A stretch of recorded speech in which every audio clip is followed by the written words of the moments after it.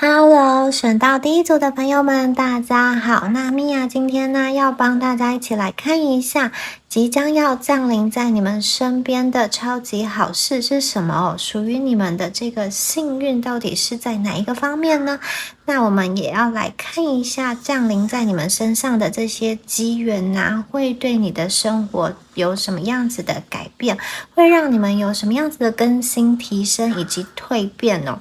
好，那首先呢，我们帮大家抽一下这个雷诺曼的牌卡，看一下对应一下。好，我们第一组朋友你们的一个讯息能量。好，6、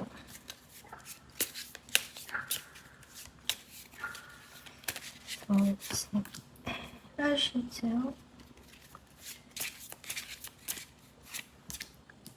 27。好，我们先看一下这3张牌哦。好，我们第一张啊是16号的星星牌哦，在这个夜空中闪耀着星星哦。我觉得第一组朋友，你们的灵魂是非常干净、非常纯洁的，因为只有在天空啊，没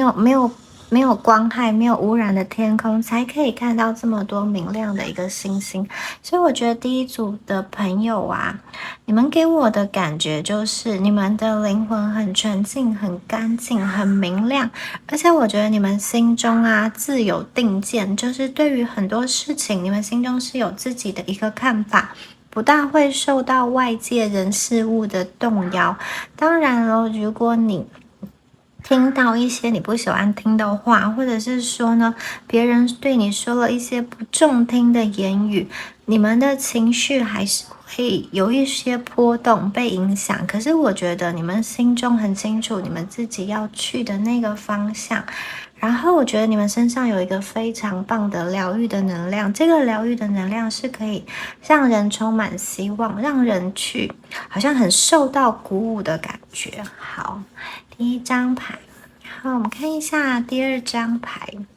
第二张牌啊，它是一个女人哦。这张牌呢，代表说，我觉得你们的内在的情绪啊，是属于这种比较内敛的。你们是一个比较，就是有很多自己小小的情绪、小小的思绪，然后很多事情其实你们都是会受到情绪所主导，特别是在感情上，我觉得你们非常重感觉、重直觉，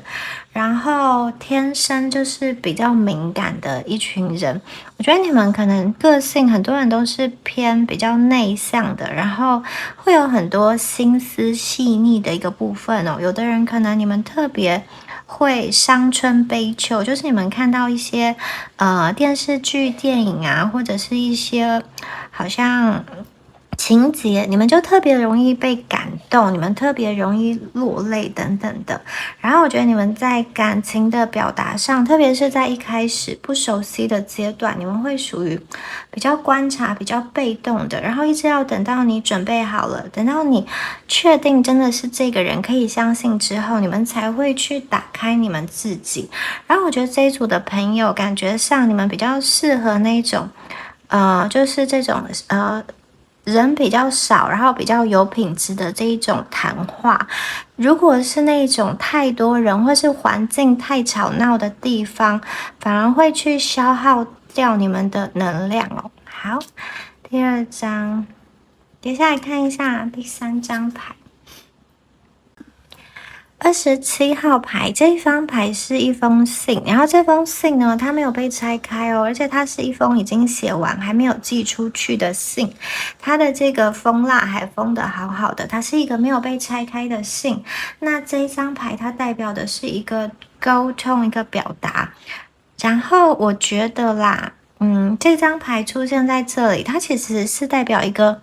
比较私密的、比较亲密的一个内容哦。好，有可能是你们心中有好多的话想要传达给另外一个人哦，但是你们不知道要怎么样好好的去表达，不知道要怎么去传达，或者是说你跟他就是断联了，所以你只能把你的心意、心思暂时的积压在心里。那另外一个能量呢，就是我觉得很有可能哦，收到就是抽到这一组牌的朋友啊，我觉得有一个人他正在默默的思念你，他在默默的关注你，他心中有好多话想说，那他心中的话都被封在这一封信中，然后都好像都写在信里面，可是这封信看起来他又没有要寄出去，或者是说还没有要寄出去，那我觉得对方心中啊好像他有很多话想要跟你说，但是他好像找不到一个合适的、适当的时机，或者是一个适当的身份去传达给你。然后我觉得你们在等待的那个讯息啊，他是需要去，就是他怎么说？你们在期待的那个讯息，它是需要去等待的，但是它已经在形成，已经在酝酿了。就是我觉得它的答案已经出现了，只是还没有传递到你这边而已。而且它这个就是传递，确实会需要一些时间，可是最终你们会收到你们想要知道的那个讯息的结果。好，这个是第一组朋友，刚刚帮你们对应一下你们的能量。接下来呢，我们直接抽出神谕卡来进入到我们精彩的部分，来看一下什么样子的超级好事宇宙要给这一组的讯息呢？好，其实就是生命中啊，你们生命周遭都会有各式各样的能量哦。有的时候好的能量就出现在你们身边，只是当你好像专注于你内心的某个念头，或是执着在某件事上，你可能就没有办法去接收到这样子的好运了。所以大家今天呢，如果听到了好关于你们的讯息以及这些好运，千万你们要把它接收下来，好吗？好，这一张北极熊，好，混乱中的冲突跟这个北极熊这张牌，好，这张牌在讲什么呢？这张牌是一张贵人牌，就是这一只比较大的北极熊，它在帮助这只小的北极熊爬到它的背上，让它可以站在巨人的肩膀上，看得更远，然后看得更高。所以这一张牌出现在这边呢，我觉得其实你们呢，你们是那种会让人想要去帮助你的人。然后大家看一下这张牌，这个北极熊它是在这个冰天雪地之中，可是因为北极熊它有这个厚厚的毛，所以它其实是可以生存在这个就是寒冷的环境中。那我觉得第一组的朋友啊，你们的生命中可能过去经历了某一个很大的动荡，或者说变动，你们可能在团体中哦，特别在跟人相处的时候，好，团队中的成员、工作上的成员，或是家庭中的成员，会有人让你觉得非常的心累。然后你可能必须要自己去独揽很多很多的工作，有的时候你会因为跟身边的人意见不合，稍微有这种冷战的一个情况，然后你又觉得你心中的想法好像没有办法被顺利的推动跟顺利的一个接受，所以我觉得这张牌让我觉得你们可能过去啊，对于这样子的一个情况，或者说无法改变的一个人际的状况，你们就有一点保持距离，然后你们就想要跟他们隔绝起来。但是呢，这张牌也让我看见你们在这样子的一个冰天雪地，在这样子一个充满挑战的环境下，你们其实还保持着你们的坚韧，你们还是在这样子的环境中继续前进，继续生存下来。所以我这边要说的是，我觉得这个贵人哦，他就是因为看见你的一个特质，他其实看见你眼中其实是有很多的热情，有很多的激情，他看见你们过去的那些努力，看见你们过去的那些积累，所以我觉得他想要来到你身边帮助你。那这个贵人呢，我觉得他是一个跟你有同质性的贵人。同质性就是说你们可能是在同一个工作领域，或者是说你们有相同的这种学经历背景，或者是说呢，我觉得你们之前有经历过相同的这个事件，相同的一个重大的事件，然后呢，对方其实已经走过来了，所以他可以成为你的前辈，去提醒你，去帮助你，就是感觉上他是一个比较同质性的贵人，你可以在他身上跟他找到非常多的一个共通点。好，然后接下来这张牌呢是这个。好像在混乱中有一些这种冲突的感觉，就是这个斑马它身上的斑纹，好像这个就是它这个怎么说呢？斑马身上的这个斑纹在瓦解，然后瓦解之后，它其实看到的是完全不一样的一个纹路。那这个是说什么呢？我觉得你们在能量上啊，会有一个很大的蜕变跟更新哦，就是说呢，我觉得你们会去，就是过去啊，可能有一个比较重的能量感压在你们身上，就是比较压力吧，比较沉重、比较低沉的能量在你们身上，使你觉得你要做事情的时候很难去突破，或者是说你们在情绪上非常的压抑。你们想要去跟某一个人连接，或是想要去跟某一个人的关系更进一步，但是好像又找不到方法，只能自己在这边默默的，好像观察着、看着，或者是说自己就是也无能为力的感觉。然后这张牌我看的，就是我觉得这张牌的能量是你跟对方之间哦，会有一个新的转换，新的一个突破口。对，这个对应的人啊，可能是你们情感关系中的一个对象，也有可能是你们的同事或者是你们的家人。我觉得这个有一个关系扭转，有一个转捩点的发生，就是呢，你们也许本来那个连接的桥梁是断的，可是呢，这个能量，这张牌的能量出现之后啊，我觉得你们的这个桥梁会慢慢的重新被搭建、被拼凑起来。就是呢，过去这些断开的连接啊，会慢慢的归位哦。我觉得你们两个会重新开始，有一个讯息的沟通，有一个疏通。好。也许是从最微小的这种联络开始，可能是双方在网络上的问候，传个图或者点个赞都有可能。然后我觉得这一次的能量的更新啊，必须是先从你做起哦，因为这只斑马就是完完全全它的纹路不一样了。我觉得要达到，就是刚刚说的，你跟这个人哦，重新的好像有一个突破口，关系的扭转，必须是从你们自己先做起。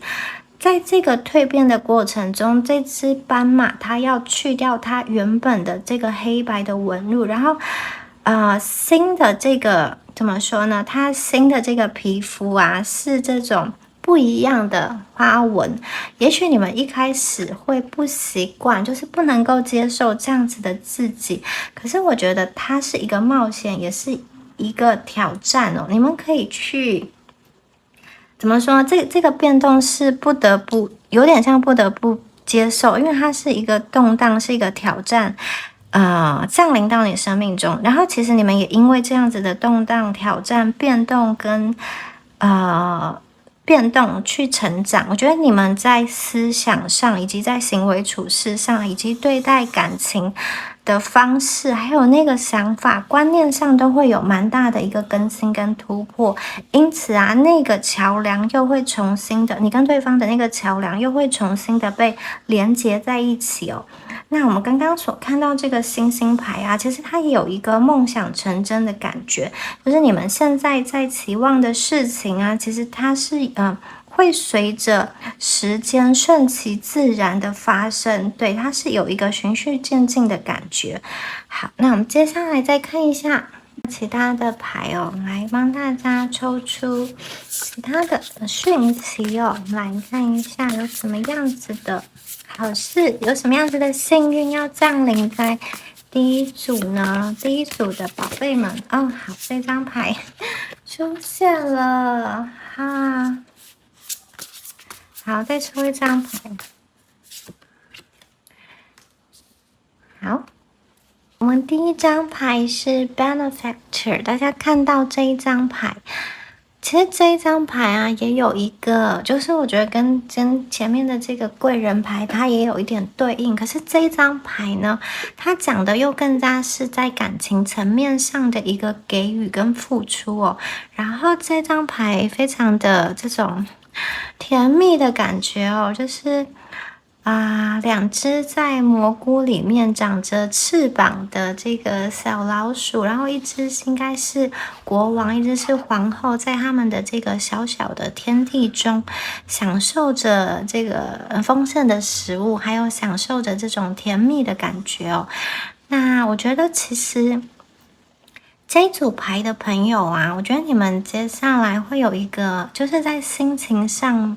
很甜蜜、很浪漫的一个时期耶。觉得你们会遇到一个蛮愿意为你付出的人。好，这个人他有可能就是真的跟你谈恋爱，或者说你的情感对象。那也有可能，我觉得他会是一个默默支持你的这种贵人，就是他会就是在你的感情中穿针引线，扮演一个很重要的一个作用。然后这张牌它就是这张牌宇宙想要告诉你的是说呢，请你们多去看待，就是张开眼睛看一看生命中的美好，并且保持着感恩的态度。就是你越去注意这些生命中正向的事物，其实你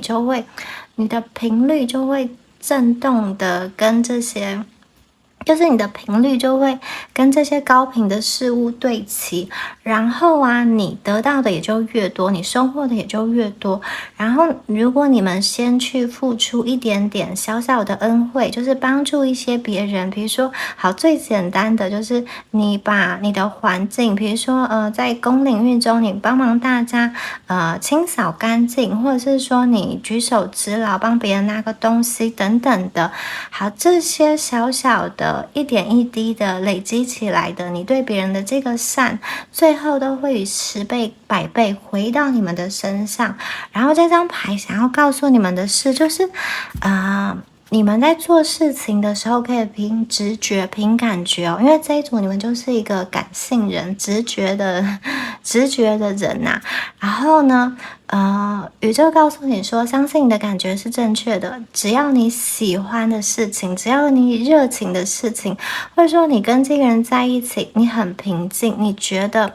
你很温暖，那这就是对的人，或者是说这件事情让你感到热情兴奋，这个就是对的事情。好，宇宙告诉你要凭直觉去做，然后呢，生命中会给你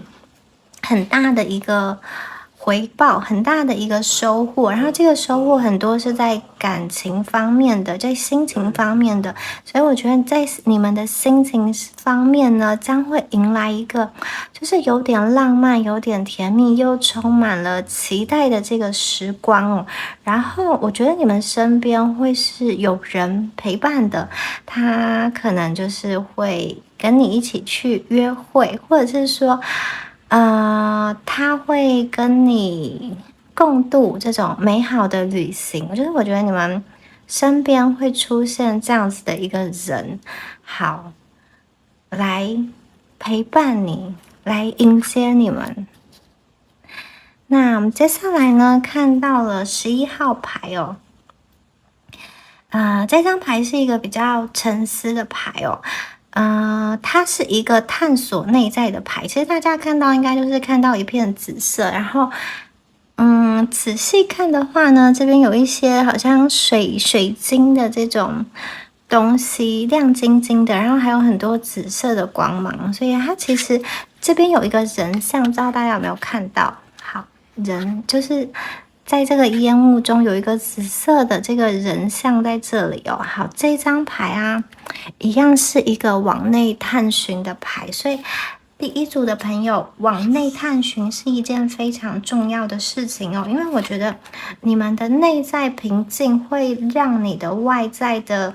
变动降低。当你的内在越平静，其实你的外在、你的感情跟物质生活也会越稳定。然后这张牌呢出现，就是请大家可以去保持内在的平衡啊，就是在生命中啊，我们都会经历光跟影，就是我们会有光明面跟黑暗面，然后在这两个拉扯的时候，请大家去找到一个平衡。然后这里面的讯息也有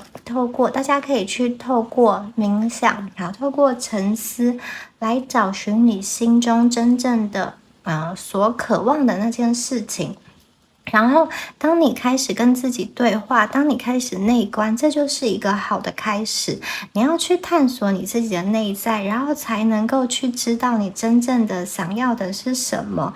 然后你知道了你真心所想的，再去跟宇宙下订单。因为有的朋友你会觉得说，我之前下了订单，可是宇宙都没有把我想要的东西给我。可是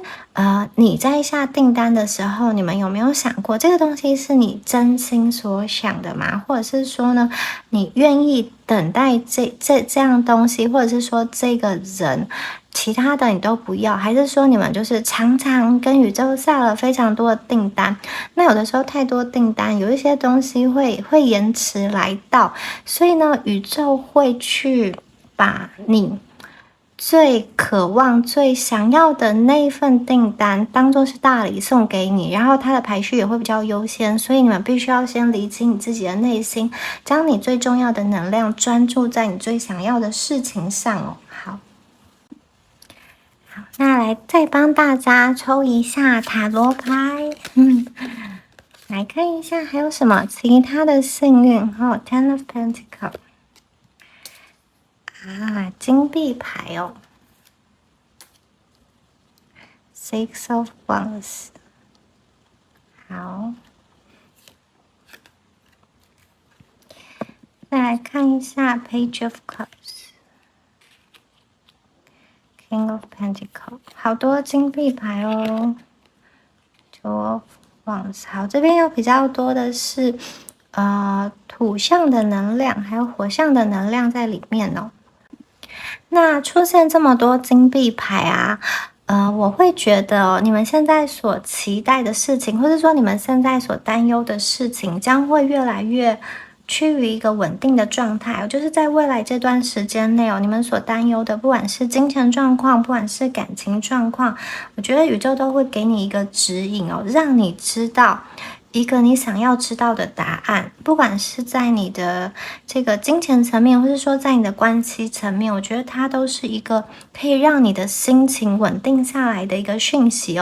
因为我觉得有的朋友在这之前你们的心可能比较飘忽不定，比较迷茫，然后还有就是在寻找答案的这个时期。那我们这边出现了这么多金币的这种土元素的能量，我觉得你们过去的那个矛盾跟纠结已经瓦解了，进入到一个比较稳定的一个状态特别是说，如果有一些朋友你们过去在转换工作上有一些不顺利，或者是说呢你想要自己创业等等，然后收支还没有达到一个平衡的话，我觉得你们会随着经验的增加，以及机会的增多，曝光度的增多，或者是说你们有更多呈现自我的机会，而去获得这个实质的金币我觉得这个金币的能量是有的。然后我觉得你们的这个好运有些朋友是特别会呈现在好像是比较软性的层面。软性的层面就是艺术、沟通、文化、创作，或者是说这种手工艺等等的，就是比较软性方面的，就是表达层面的东西，特别会给你带来你的好运。所以如果过去有一些朋友，你可能尝试的想要去用不同的媒介来表达自己你们就是我觉得现在是一个好的时间、好的时机可以去展开，因为你内心应该真的有蛮多话想要说的，然后你们其实也有这样子的能量跟能力去把它很好的表达出来，把你的这个爱好转换成一个实质的东西，这个东西是有价值的，别人去接收到你的这个价值，因此你们获得了这些的金币，你获得了这些回报。在这个牌面当中呢，是有这样子的讯息，你们对你们的梦想付诸行动，然后呢，源源不绝的金钱回报会到来。然后权杖六啊，大家看到它是一个凯旋而归，一个胜利的姿态哦。这边有一个桂冠，代表说，我觉得你们即将要达成生命中的某一个里程碑，或者是说你们会得到一个正确的评价，应有的评价，你们会得到一个奖杯。可能你们过去有在人际、在工作、在感情上付出很多，就是你付出很多的那件事情上，我看见你们有一个胜利的感觉，得到好消息的感觉，因为它这张牌是一个比较开心庆祝的场合，我觉得你们可以从这个基础上去往前走，去往前看。这张牌是代表成功的牌，而且它是一个充满自信的成功。我觉得有一个给我的感觉是你们的魅力，如果是在感情上，就是你们的魅力哦，已经成功的征服对方的心了，然后你们就是有点在窃喜，很开心的在庆祝自己的胜利的来到。而且呢，我觉得这个是你们期待已久的事情，计划很久的事情。好，那接下来我们这边呢，还有圣杯侍者跟这个权杖二这两张牌哦。权杖二这张牌啊，它就是这只兔兔哦，它手上摸着一个地球仪，然后呢，有两根就是权杖嘛，它两根树枝，它其实有点像是在十字路口中不知道要往哪里走的感觉。它处在一个中间的位置，然后有一点犹豫不决，就是它就是好像两边都可以选择，但又不知道选哪一边。然后我觉得这张牌啊，其实代表说，有些朋友你们可能接下来的生命中会面临到一个抉择，就是抉择的一个状态，就是说你可能不知道是要保持现在这个状况，还是你要继续前进，继续去推进某一件事情，或者是说某一段关系。然后另外呢，我还觉得有一些朋友，你们在感情上会有复数的选择，就是你不知道选择 A 好，还是不知道选择 B 好，或者是说呢，你身边的这个人他会给你很多种选择，或者说，比如说你们一起出去玩，你要去日本好，还是你要去英国好？就是我觉得你生命中会有这样子的一个选择的机会，但是这个选择虽然很困难，但是呢，这只兔子的表情是很平静的，因为不管选择哪一边都不会威胁到他的一个生活，反而是我觉得他是带着一个好奇轻松的心情去看待这两个选择的。然后接下来我们再结合前面的这一张圣杯侍者就是我觉得你们心中如果有对某一个人有一个执念的话，因为这一张牌大家看到这只兔子一直在好像看着圣杯中的鱼，他们应该是快要亲吻了吧，就是嘴对嘴的感觉。好，就是我觉得你们的心中可能有对于某一个人有一个很多的想念，或者是说想要跟对方有更多的连结哦。那我觉得这个能量啊，是一个相通的能量，是一个双向的能量。就是如果你今天对对方是很多很多的爱，很多很多的喜欢，没有那种怨恨的话，我觉得对方今天回应的这个能量也是很多很多的爱，很多很多的喜欢，没有怨恨。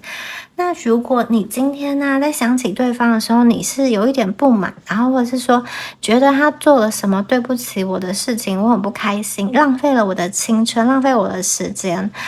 我觉得对方其实会回报同样的能量，会觉得他也很受伤，他也很生气，你做了你对他做的一些事情哦。就是我觉得你跟对方的关系是这种互相交融的一个感觉，你们会就是我觉得你跟这个你心中所有些朋友，如果你心中有执念的这个人，我觉得你们的这个缘分，或者是说不管是好的缘分坏的缘分，就是我觉得你们的这个连接它是还没有被断开的。那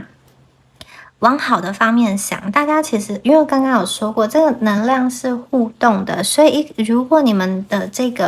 你们给出去的能量是正向的，我觉得对方反馈回来的也是善的，所以我觉得你们可以从过去你跟他的连接的基础上，再去延伸，再去加深，再去给这段感情更多的故事，或者说更多的发展，更多的价值在里面，这个是你们可以去添加的。然后我觉得呢，你们过去曾经在感情中经历的那些问题、矛盾跟纠葛，它是有一个再次被摊开去说明的一个机会。因为这张牌就是鱼跟兔子，眼睛看着眼睛，很直接的去说明心中的内心话。你跟对方可以有开启一个好像新一轮的沟通，把过去那些很纠结的想说不敢说的思绪啊都理清，还有感情中的各种矛盾啊也都可以去讲开。因为这张牌给我的感觉就是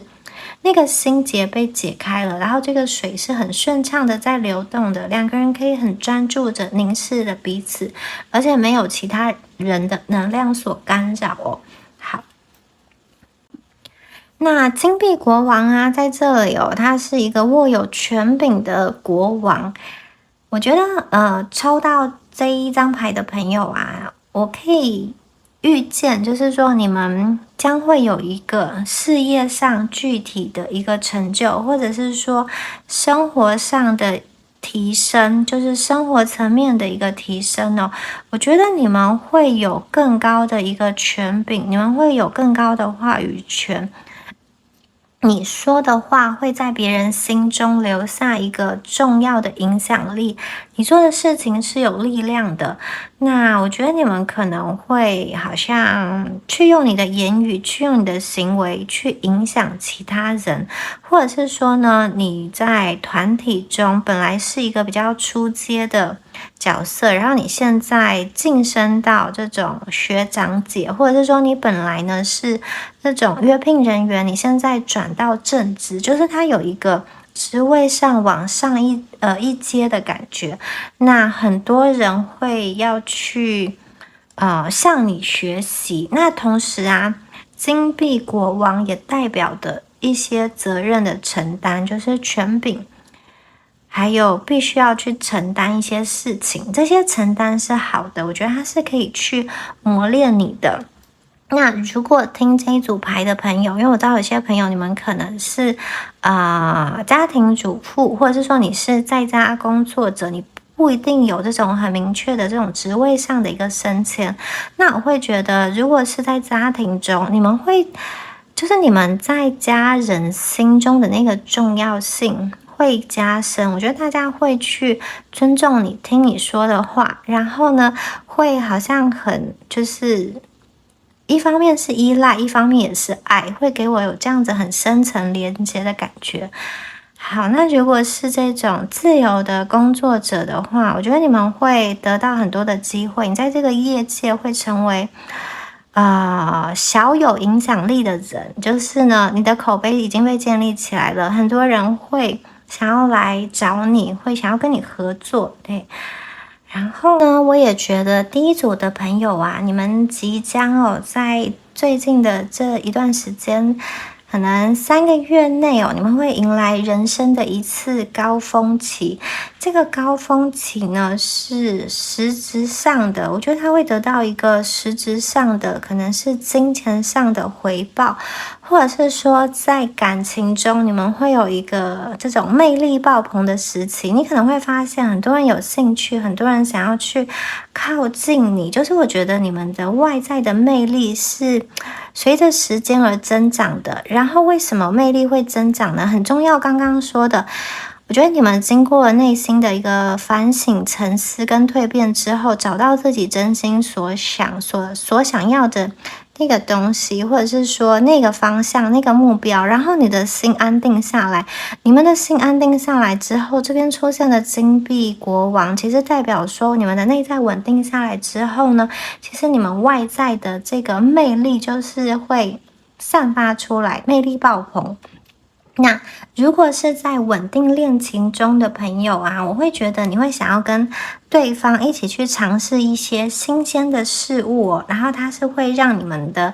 感情连结的更好，它是会让你们的感情有焕然一新的感觉。如果你们之前就是一直都住在一起啊，我会觉得它是有一个小别胜新婚的能量，重燃爱火的能量。好，那2张权杖牌，2张火元素的牌，我觉得火元素的牌，火的能量很重要，它会帮助你去瓦解、冲散一些你生命中的阻碍，或者说干扰你的人事物。还有这个火元素，我觉得它也可以让你的感情中怎么说呢？充满了激情跟挑战，但是这个激情跟挑战，我觉得它是有一点刺激，有一点危险，但是最后它会趋于稳定，它会趋于和平，它会达到一个共识。所以我觉得在这样子的一个过程中，确实心情上会有一些起伏，有一些变动。然后有些朋友给我的感觉就是，你们谈的感情好像有一点禁忌，然后有一点危险，有一点虐恋嘛。然后常常都会有这种进进退退，或者是说撕裂，就是有一种心会被撕裂的感觉。有些朋友，你们过去可能谈这样子的感情哦。好，这些感情的能量啊，到这边，我觉得这些火元素，这2张火元素的牌，其实要告诉你说，我觉得你们的内在的力量是可以去掌握住的，就是你们不是受到命运随波逐流的，你内在的力量是可以让你去决定很多事情的。然后又要回到我们第1张的星星牌，其实星星牌就代表着梦想的实现、愿望的实现。所以我刚刚说过，当你们内在这张牌这个紫色的火焰、紫色的光芒，你们内在进行了这个沉思之后，你们内在有一个定见定下来之后呢，其实你们的能量会比较和谐哦。那关系是一个系统，当你的能量和谐之后，也会影响到对方，也会让对方的能量有所改变，会让对方对于这段感情、这个关系的看法往更好的方向去发展。所以大家不要害怕生活中的变动，我觉得在这个变动的背后，宇宙它其实会有一双手，它在保护着你，它在支撑着你。所以你会发现在未来的一段时间内，你的工作上会更加的顺利，这些小人已经被移开了，然后你的内在的力量会非常的坚韧，会非常的稳固。我觉得因为你们内在的这个坚毅其实你处理问题的时候会变得比较轻松。你过去可能同一个问题你要花10倍的精力去处理，可是现在你只需要1倍，就是用1分的力气就好了。那我觉得过去那种在生活中比较紧绷、紧张以及竞争的那种情绪好，在这些塔罗牌中其实比较没有的，它是一个比较轻松、赢得胜利的感觉。所以我觉得你们可以去期待未来在事业上、在感情上，它是一个比较稳定的一个状态。当然，刚刚说过，有些人在感情上他还是会有一些稍微起伏的状态，可是往长远来看呢，它是会给你们心情上是带来比较稳定的、比较轻松的，你们不需要再紧紧去抓住一些什么。而且我觉得当你们觉得自己快要下沉的时候绝对会有一个像是这种紫色的水晶的力量会去拖住你，所以大家不用担心。好，然后我们再来帮大家抽出其他的神谕卡宇宙还有什么样子的建议要给我们第一组的朋友？好，我们感恩宇宙，来看一下我们今天的牌。公主，羽毛，还有 Lighthouse。好，我们看一下这3张牌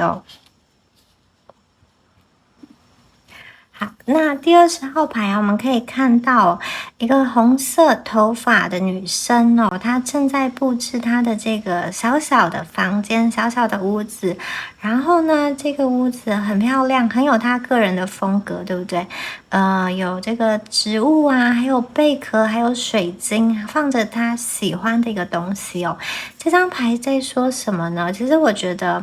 具体的来说呢，其实你们也需要一个这样子的一个地方，可以让你去安放身心。我觉得这个空间感就是你们可以把自己的房间布置的比较舒服、比较温暖，然后放满你自己喜欢的东西，充满回忆的东西，尽可能找到一个这样子的空间，让你可以自由的伸展、自由的，好像放松开来，也可以在这样子的环境中进行冥想，然后跟宇宙、跟自我来对话。然后这张牌要告诉大家的是，不要去怀疑你自己的价值。因为我觉得，第一组牌的朋友，你们应该是蛮容易受到别人的情绪跟言语的能量所影响哦。因为第一组的朋友啊，我觉得你们过去啊，可能还蛮容易受到别人的这种情绪能量或是言语的能量所影响。但是必须要知道的事情，其实你就是你，你们真实的这个模样是宇宙最喜欢的。然后我觉得你们也要去原谅一些人，就是你在你生命中出现的人，他可能给你不正确的评价、不好的评价，那是因为他不了解你。还有就是对方也有他本身的课题，他有的时候其实是在对自己生气，但是他表现出来的好像是在对你们生气哦。所以呢，我觉得这张牌要提醒大家的事情就是，不可避免的，我们在生命中会遇到一些否定我们的人哦。但是呢，我们永远都要去相信自己，永远都要去知道自己内在的价值，不管外人对你们的意见是如何。绝对你要给你自己充足的稳定的爱，然后你要对自己有自信，要成为你自己的啦啦队，这是这张牌很重要的讯息，请大家要听进去哦。因为我从牌面上看起来，我觉得你们未来的前途啊，其实是会越走越明亮的。你们很可能有些朋友会觉得自己还在一个隧道中看不到出口，可是呢，可以很肯定的告诉你们，这个隧道前面是有光的，所以我觉得你们应该要去继续前进，继续把握你当下的每一步，继续去累积，继续去相信自己，然后继续去保护自己，继续去爱自己，这样子你们的未来会更加的丰盛哦。好。那我们第2张牌，这个1号的这个公主牌，这张牌虽然是公主，但是它其实里面讲的并不是说要你去当公主。好，这个长发公主的故事大家应该都有听过，但是这张牌啊，她的这个公主并不是等人家解救的公主，相反的，她其实就是她自己的骑士。也就是说，我觉得你们这一组的能量真的是很特别，你们可甜可咸，就是说你们可软可硬，你们可以很性感妩媚，就是可以很美丽温柔，然后也可以很坚毅刚强。你们的能量是有这种刚柔并济的一个感觉哦。所以呢，如果你觉得你现在被困住在某一个环境，你需要去逃离的话，其实你可以去拯救自己，你有你自己的力量，可以去突破这个困境。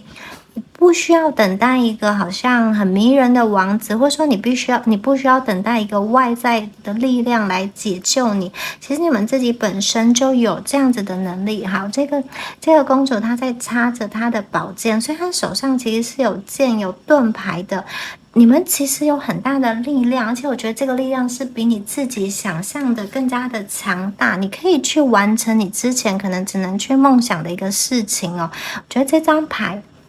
给我的讯息就是，你们的内在力量远比你们自己现在所认知的更加的强大。然后我觉得这一张牌它也有一个帮助的能量，就是我觉得你们的过去怎么说呢？我觉得你们可能会接收到来自宇宙，或者说来自你们家族、来自你们家庭的一个帮助的能量哦。这跟前面的这2张牌都蛮像的，一个是这个贵人牌，一个是在感情上给你的这种资源支柱。然后这张牌啊，因为公主她本身呢，她就是有国王、皇后、公主，它是这样子一个组成元素。所以呢，我觉得，这张牌有代表的是一个传承，你们的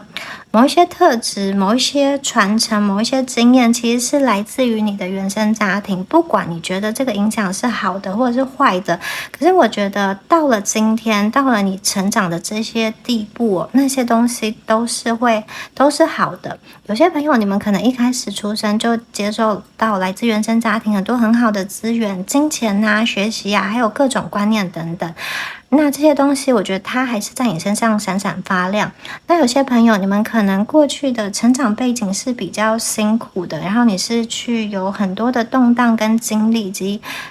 情绪上的一个磨难。但是我觉得这些东西真的它已经过去了，而且这些经验变成你身上闪闪发光的一个宝石哦，它也会使你好像内在更加的坚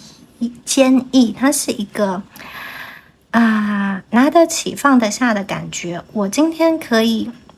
跟敌人去厮杀，我今天有能力在战场上拼搏，而同时我也可以回家，就是我可以很优雅、很温柔，我可以去展现那种很可爱、很甜美的那一面。好，如果是男生的话，你们就自己换一个这种名词，或者是说很好相处的那一面。好。那我们接下来看到的是这个羽毛哦，这张牌是这个三个女巫的感觉。这张牌在说什么呢？这张牌其实有一点在告诉我们说，其实你在评断一个人的时候，不要去好像单看他的言语，或者说单看他所做的事情哦，要结合起来看。我觉得有一些朋友啊，你们过去哦，可能呢一直都需要去很辛苦的在这种工作啊、加班啊，或者是去找一些资源、找客户来去经营你的生活，或者是来努力去发展。你们有时候会不知道你这样子做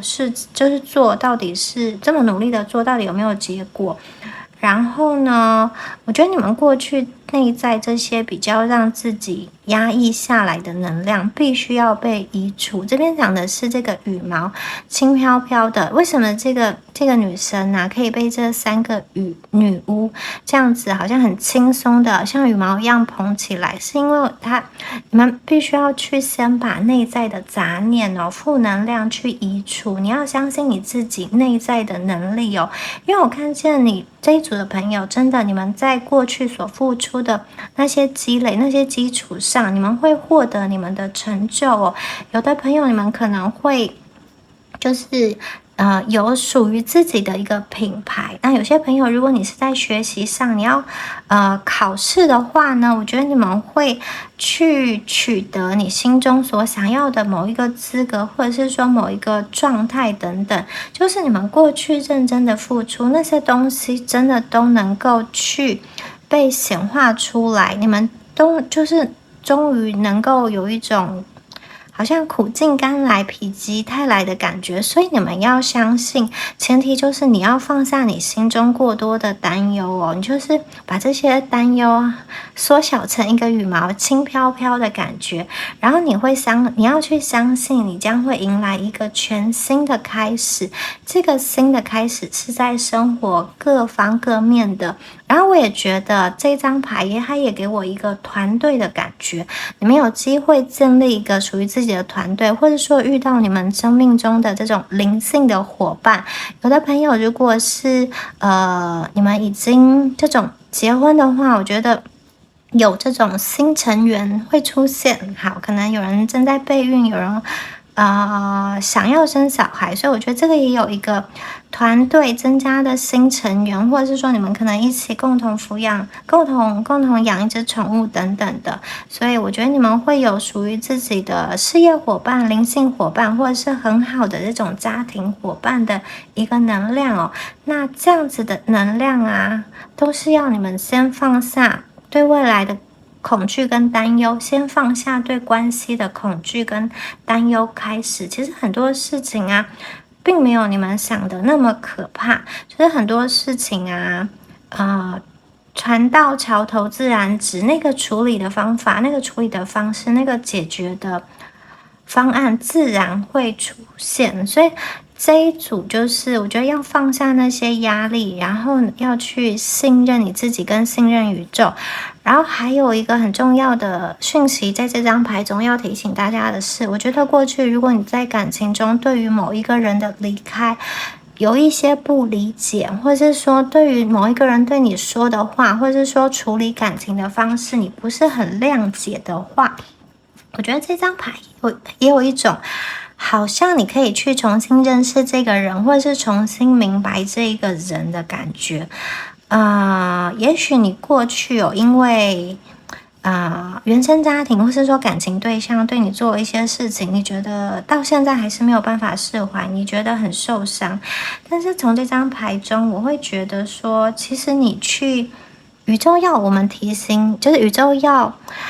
提醒你说，其实站在对方的立场，站在对方的那个环境以及他的那个思考模式，其实也是情有可原的。而且我觉得他背后去做这些事情有很多理由，你们是不知道的。就是他有他这么做的理由，他有他离开的理由，或者是说他有说这个话的一个背景、一个情绪，以及他的一个想法跟他的压力在。我觉得很多时候是无心伤害而造成了伤害。这张牌有告诉你说，其实你们可以去想一想，再对这个人下判断，好像是有一些误会，你对这个人的误会，好，你对这件事情的误会，必须要去被澄清。那这张牌会出现在这边呢，就是要告诉某一部分的朋友，我觉得你的感情相对方，如果你误会他，他很希望可以重新的被你去评价，就是我觉得他希望得到一个正确的评价，他希望他眼中的你不是这么不好的，就是他希望你可以去理解他所做的决定哦，他并不是要伤害你，他也是有他的困难，他有他的处境。我觉得这张牌要传达的意思是这样子的。那最后帮大家总结一下，就是我觉得这一组的朋友，你们真的要相信，你的人生是决定权跟选择权在你，你不大需要去受到外在其他人的能量的干扰，或者是说给你出很多主意、很多的意见，因为我觉得凭你们的直觉去做就好了。你们是直觉力很强跟感性很强的一组哦，其实你们有时候相信直觉就可以了。然后同时你们有时候比较容易心软，所以你们也要好像坚持住自己的底线，你要真心去守护，应该说你要尽力去守护你真心所想要的一个东西，并且你们要把你的目标好像牢牢的盯住，你要把你的能量都放在你想要的人事物上，想要的目标上，然后宇宙就是你这样子对宇宙下订单，集中意念去想的话，宇宙它是会给你相对应的回馈跟相对应的回报。你必须要放下你心中的不安，然后真实的去相信你可以得到你想要的东西。就是这一组的朋友们不要再胡思乱想，然后放掉太多过多的那种好像不愉快或是过度担忧的那个情绪，尽量正向的去看待人生感情，还有你要用正向的言语来形容你自己跟形容你的生活的处境。那我觉得当你越去这样做的时候其实也是在对你自己的频率做更新跟调频，那你所想要的这个东西其实就会顺其自然，你的那个渴望就会回应到你的生命中。好，你们一定要相信你们是很有力量的，你们可以去做得到，你们是受到祝福的，好吗？好，那以上就是有关于第一组朋友们你们今天的解牌啦，希望今天的解牌对大家有帮助哦。那如果有任何想法的话，都可以在下方留言。如果你喜欢今天的影片，欢迎帮我按赞订阅。那我们就祝福第一组的朋友，下次影片见咯，拜拜。Hello，选到第二组的朋友们，大家好。那我们首先呢，要一起来帮大家对应一下第二组牌卡你们的一个能量哦。那我们会首先抽出这个雷诺曼的部分，来看一下大家目前的能量是什么样的一个状态。好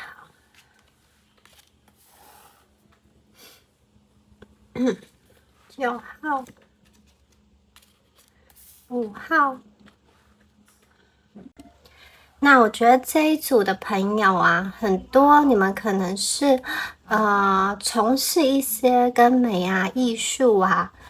或者是跟人沟通相关的工作，或者是说你们本身哦，在外形上、在身体的姿态上是非常非常的诱人的。然后我也觉得你们的这个性魅力、性的吸引力是非常非常的强，而且是一种比较成熟、有魅力的那种能量。因为这个玫瑰它已经是这个花期正盛的时候，它并不是一个含苞待放的时候，所以我觉得你们的这个魅力是到达顶峰的一个时期，是一种成熟的美。那我觉得这一组的朋友啊，你们现在啊，生命中应该会有很多浪漫的事情逐渐的要向你们靠近。那你们也可以啊，利用这个大自然，利用这些花草树木的能量去帮助你做能量的净化。我觉得有些朋友，你们可能还会想要去学习一些有关于灵性方面，或是有关于美、有关于艺术、有关于这种咨商方面的这种课程，或者是身心灵啊、按摩啊，就是可以助人的这一种行业吧。我觉得你们可能会想要去学习相关的知识。这两张牌看得出来，你们是有这一方面的特质跟天赋的，所以如果想要当成一个副业是可以的。而且我觉得你们在从事刚刚说的这些灵性啊、疗愈的事物上的时候，其实你们的那个美跟爱会更加的被体现，而且是由内而外的，好像内在心灵是非常的纯净，然后表现在外的就是有一种让人觉得非常的想要去亲近你。你们的这一种美啊，我觉得比较像是内敛而不张扬的，你不会大声的去好像炫耀自己的状态有多好，反而是人家不知不觉经过就闻到这一朵玫瑰，闻到你们身上的芬芳，就想要停下脚步，好好的来看看你，好好的想要来亲近你哦。那我觉得这一组的朋友，你们一定要好好的相信自己，跟好好的善待自己。我觉得这个能量啊是很重要的，你们要好像去清理一些内在对于自己的怀疑跟恐惧，还有负能量，要以爱跟包容的形式来善待自己。好。那我们接下来再帮大家抽出神谕卡的部分，看一下这一组的朋友有什么样子的好运、幸运要发生在你们的生命中呢？来看一下。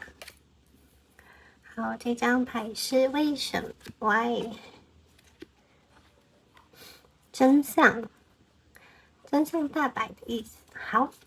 那这两张牌在说什么呢？你们会有什么样子的好事发生呢？我觉得第二组的朋友啊，你们过去可能一直在想为什么，就是对于生命中、对于感情中的一些事情，为什么他要离开？为什么会怎样？为什么会这样？我觉得你们可能常常在想某一个问题的答案，或是某一个人为什么要这么做。那我觉得你们过去啊花很多时间去思考的那件事情，可能会让你陷入一个谜团或者说迷宫中哦。那这样子的就是思绪不断的在打转的这样子的状态已经要结束了。我觉得你们会突然好像灵光一闪，灵机一动，得到了一个你想要知道的答案，而且这个答案并不是你特意去寻找而来的，我觉得反而是宇宙给你一个机会去了解、去看见真相的一个来临哦。然后我觉得如果你们之前曾经在感情上，大家有看到这个猫头鹰它打开它的心，然后好多的爱心就是这样子飘出来。我觉得如果你在感情上有跟某一个人吵架，或者是说断联，那因为这边有一个感觉是你们好像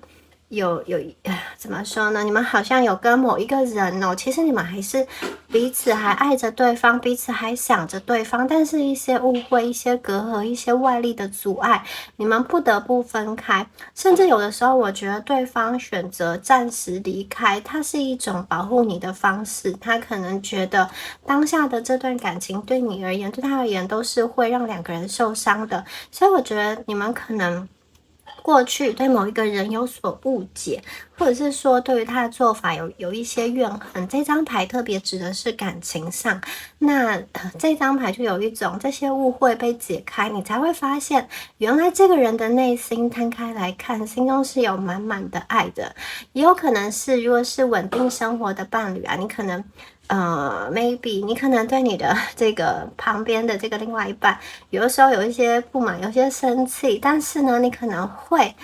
在某一件事情上发现他其实对你很大方，发现他其实对你很爱，就是很爱你，就是我觉得这个有点像是对方其实有默默的在做一些计划，有默默的在规划一些事情，也许是他的保险受益人其实是写你之类的，但是我觉得他有默默的在为你的生活或者说其他方面做考量。那这一张牌有一种你终于去明白这个人的真心，你们之前的那些误会纠结终于被解开的感觉，这个是在爱情上有一个豁然开朗的感觉。好，接下来再帮大家抽出塔罗牌部分隐士牌，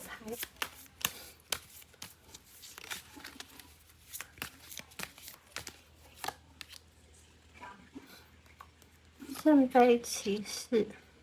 战车牌 ，Seven of Swords，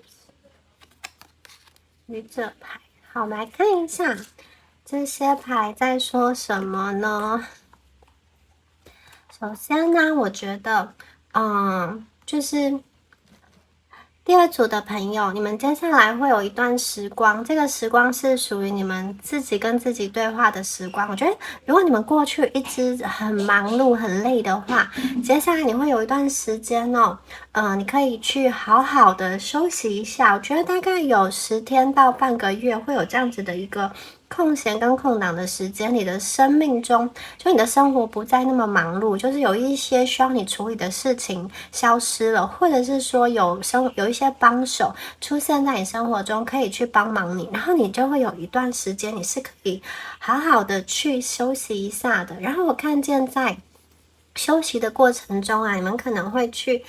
进行一些你们非常有兴趣的事情，非常开心的事情。这个事情就是跟你真实的自我相关的，也许你们会去上一门自己好喜欢的课，或者是去买你自己想要很久的东西等等的，就是看起来在心情上是开心愉快的。那有的朋友看见你们可能会跟你的另外一半好展开一场这种小旅行，或者是说呢，你们会有一场甜蜜的约会等等的。觉得你们这种连接的能量是非常的舒服的，连接到你跟你所爱的人，你跟你所热爱的事情上。那我觉得度过了这样子的一个休息的时期，跟就是充满你，就是你可以去做你热爱的事，跟喜欢的人在一起，这样一个在忙碌的生活中比较放松的一段时光。然后我们看见了，其实你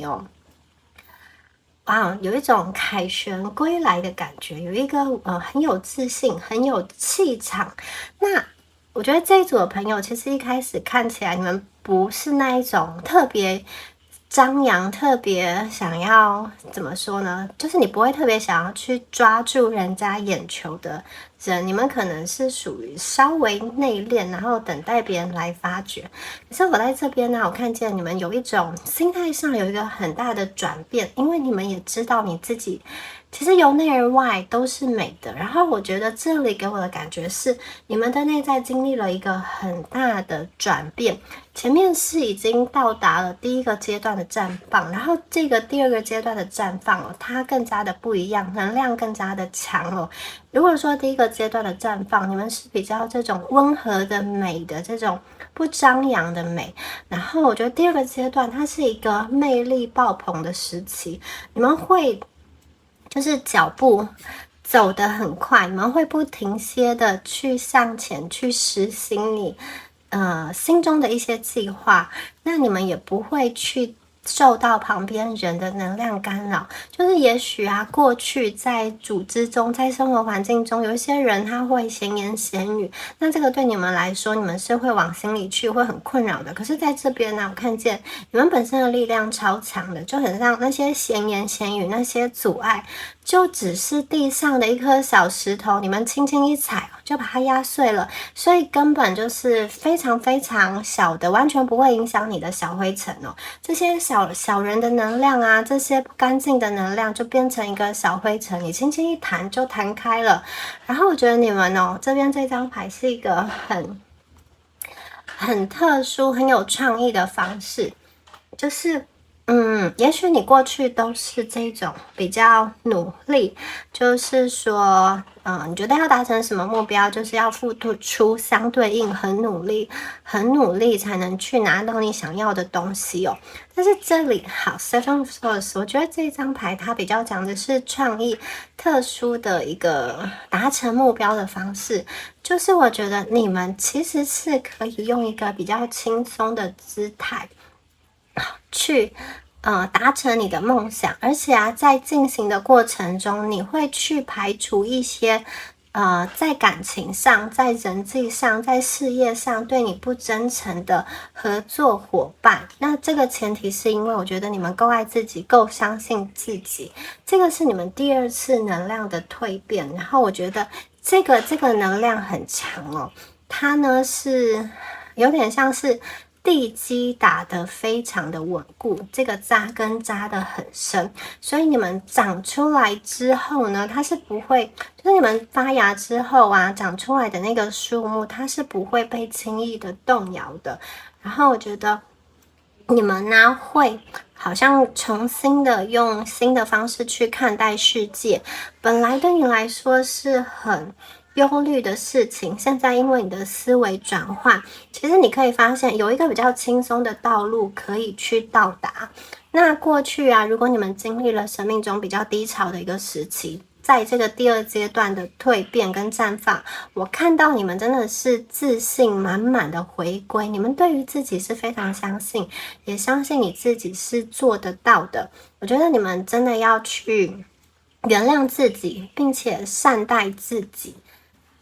还有去知道自己真正想要的感情是什么，自己真正想要的生活是什么哦。我觉得这一组牌的朋友啊，你们的内心哦，其实是有一个就像战车牌一样，你们的内心啊，其实是有这样子的一个战士，虽然是战士，但是上面是一个长翅膀的小天使的兔子，然后还带着这个花瓣的皇冠，就是你们是可以很优雅的去跟别人战斗，当然你们战斗力很强，但是你们的表情是优雅的，不是狰狞的，所以我觉得你们其实是可以轻松以对生命中的一些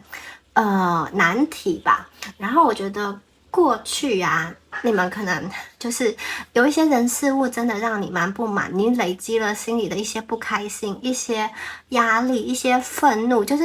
这个能量在第二次的这个绽放中，我觉得它也会被抒发开来。你会可能是你会跟某一个人直白的说出你心中的不满，或者是对于某一个规章、某一个规则，你就是想要去发声等等的。那我觉得这个宣泄出来的能量是好的，感觉出来你们也是蛮有正义感的一组人，你们会为了自己的理想跟你自己的一个原则去坚持，所以我觉得真的，你们必须要去回归到自己内心真实的自己，然后去回归到自己内在一个更有能量的一个状态。所以前面这个独处的时期啊，是非常的重要的，因为有了这个独处，你跟你自己对话，你跟你自己交流，你去冥想，或者是你让自己放空一段时间，其实你们可以对自己进行一场内在的疗愈，然后这个疗愈完之后，我觉得那个能量会慢慢的恢复，会慢慢的回来，而且很多朋友，这一组的朋友，我觉得你们的能量在目前呢，已经是处于一个转换时期了，就是即将要进行第二次的生命的绽放，所以你们一定要对自己有强大的信心。如果在这个时候啊，好，你在感情上，在生命上有一些人要妨碍你去做决定，然后要好像去引领你走向其他的方向，变成是他希望的这个模式的话，请你们一定要真正的相信自己，不要让外在的能量去干扰，你要自己去判断，自己去做出那个决定，不管这个决定是往前走或是停下来，你都是要依照你自己的真心去判断的。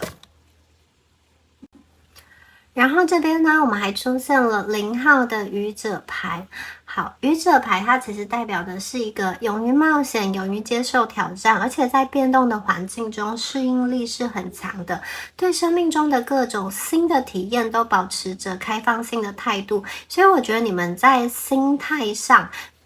是一个打开的状态，因为过去有的朋友啊，你们可能因为情感上的不如意，导致你们不大那么能够去打开自己的心，或是重新再信任一个人，或是说对于感情的想法是比较悲观。可是我看到你们第二次绽放的时候，其实你们好像有一种把这些担忧、把这些烦恼、把这些恐惧都放下了，你们想要重新去相信自己，重新去热爱你的生活。那这张牌看得出来，你们对未来是充满信心的，而且你们会依照你们自己的直觉跟勇气来，好像度过生命中的一些波澜。然后在这张牌啊，我也觉得你们可能会有桃花，不止一个的桃花，因为这一张牌感觉得出来是一个很浪漫的很多情的一个体验。就是说我觉得你们可能会跟不止一个人就是发展出有一点暧昧的情形，或者是说你会跟不止一个人约会、出去玩等等的。好，这个是指单身的朋友。那如果呢是已婚或者是说已经在一段关系中的话，我会觉得这张牌的解释会变成说，你们可以感受到一个狂热的感情，就是重燃爱火的感觉，不管是由你先发动的，还是由对方先发动的。因为对于有伴侣的朋友来讲，愚者代表的是一个关系新的开始，它代表的是一个重新点燃你们对爱的信心跟热情哦。也就是说，我觉得你们的态度会影响到你们的伴侣，他会对这一段关系更加的有信心，以及更加的乐观，而且你们两个会愿意一起去尝试一些新的事物，比如说你们两个可能会一起去以前没有去过的地方探险冒险，或者是两个人共同去学习某一项新的事物等等的都有可能。这张牌充满了这种机会体验的可能性，所以我觉得有些朋友你们也有可能在旅途中，或者是在这个网络上认识到新的朋友，可以去发展感情对象的朋友。好，我们接下来呢，再从这个地球元素神谕卡来帮第二组的朋友看一下，你们还有哪一方面的这个幸运的能量，宇宙要给你们的呢？好，我们第一张牌是雨，第二张牌是太阳。好，那我觉得你们抽到的这两张牌是非常有意思的，然后也是相辅相成的两张牌。好，首先呢，看到雨这张牌哦，我觉得其实第二组的朋友啊，你们应该可以感觉到你的内在其实是非常丰盛的。那现在啊，宇宙其实告诉你，好像它会给你一场大雨，这个大雨是让你去洗涤你的心灵的。有些朋友，这个大雨可能是指你们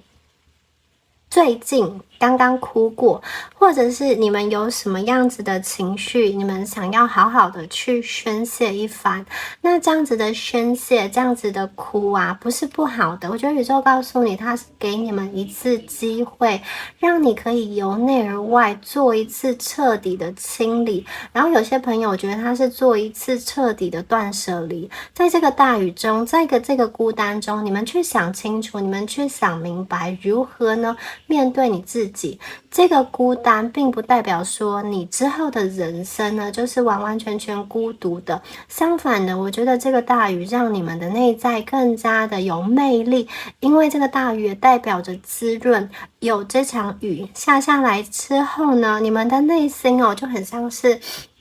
可以去开满了花，因为雨是一个很重要的能量的来源，它让植物可以生长，它可以去滋养大地，它呢跟这个太阳一样是重要的能量的来源，是这个植物得以生长的一个养分。所以我觉得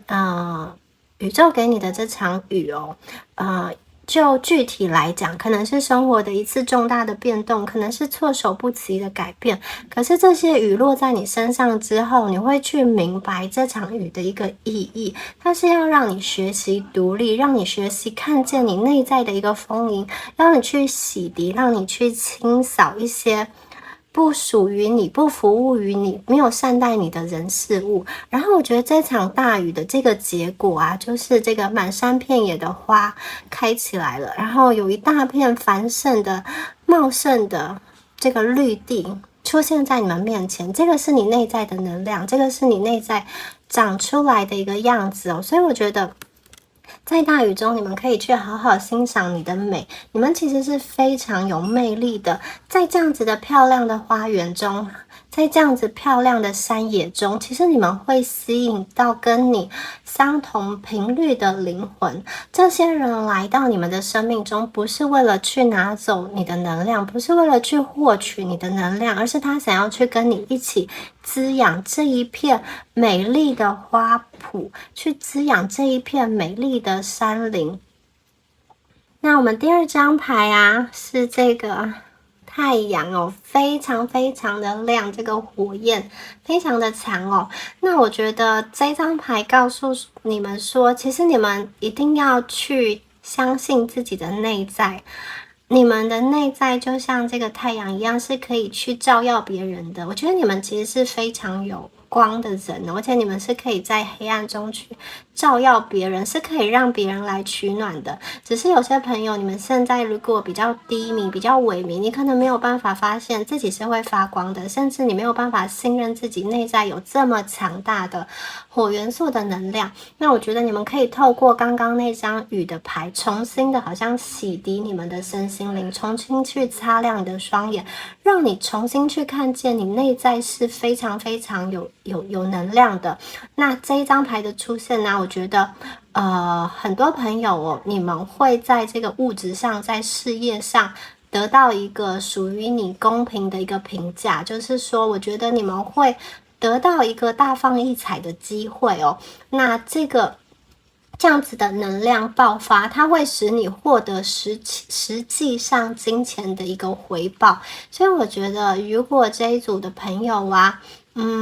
你们过去一直不敢去做一些自己想做的事，或者是说害怕自己没有实力的话，这一张牌，这个火元素的牌这个太阳牌出现我觉得你们真的可以去相信自己，去放手一搏。你们不要再用太多的这种框架去束缚自己。其实我觉得你们是创造力很强的，你们身上的这个颜色你们的这个灵魂是非常独特、非常美丽，也非常闪耀的。所以这个是一个你身上很特殊的一个能量你们一定要去张开眼睛，去打开这个眼睛，才会去看见机会。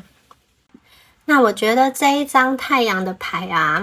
当你们呢完成了这个第二阶段的转化之后，其实会吸引非常多的人向你靠近。那我觉得你们在这个金钱上，在事业上，这边有一个闪亮亮的感觉，也是会发光的。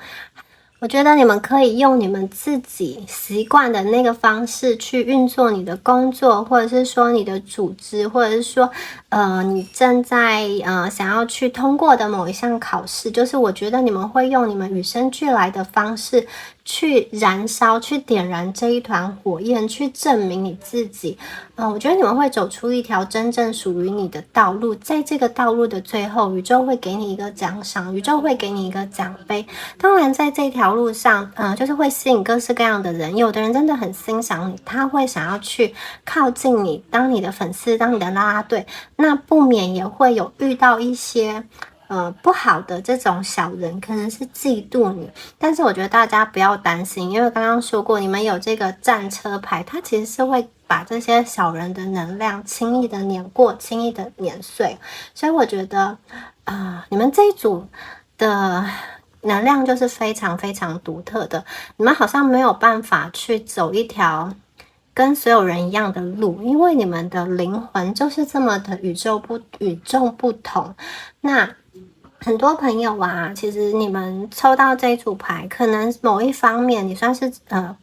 人生胜利组吧，就是也许你是这种感情的常胜军，或者是说你的这个事业很好，很会赚钱，或者是说呢，你们的这个学历很好，念书很顺，或者是说呢，你的家族是给你有一些这种金钱上的资源，那有一些朋友你是靠着自己这种白手起家打拼到现在，其实已经有一定的积累了，就是我觉得这一组的朋友，你们一定会有一个很特殊的点，是让人去钦佩，去让人去欣赏，去让人去喜欢的。那这样子的独特的魅力啊，是你们跟别人不一样的地方。然后宇宙其实想要告诉你说，其实在你们的人生旅途中，从过去到现在，可能就是不时会出现一些打击你的人，或者是会出现一些逆境，可是你们都有办法好好的去将这个逆境去把它排解掉，跟把它转换掉。然后这张牌的出现呢，我也觉得在未来3个月的时间，如果你们在转职的话，你们有可能有机会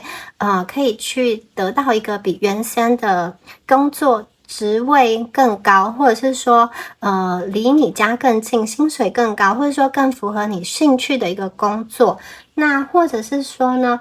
如果你过去错过了某一些机会，某一些人，他将会再次回到你们的生命中，然后让你们可以去做一个达成，去做一个成就，不管是在感情上也好，不论是在事业上也好，我都觉得你们会得到属于你的荣耀，会得到属于你的一个掌声。然后你们此刻啊，真的是非常需要去相信自己，去把内心一些不愉快跟不信任还有不安全感，就像下雨一样把它排除掉。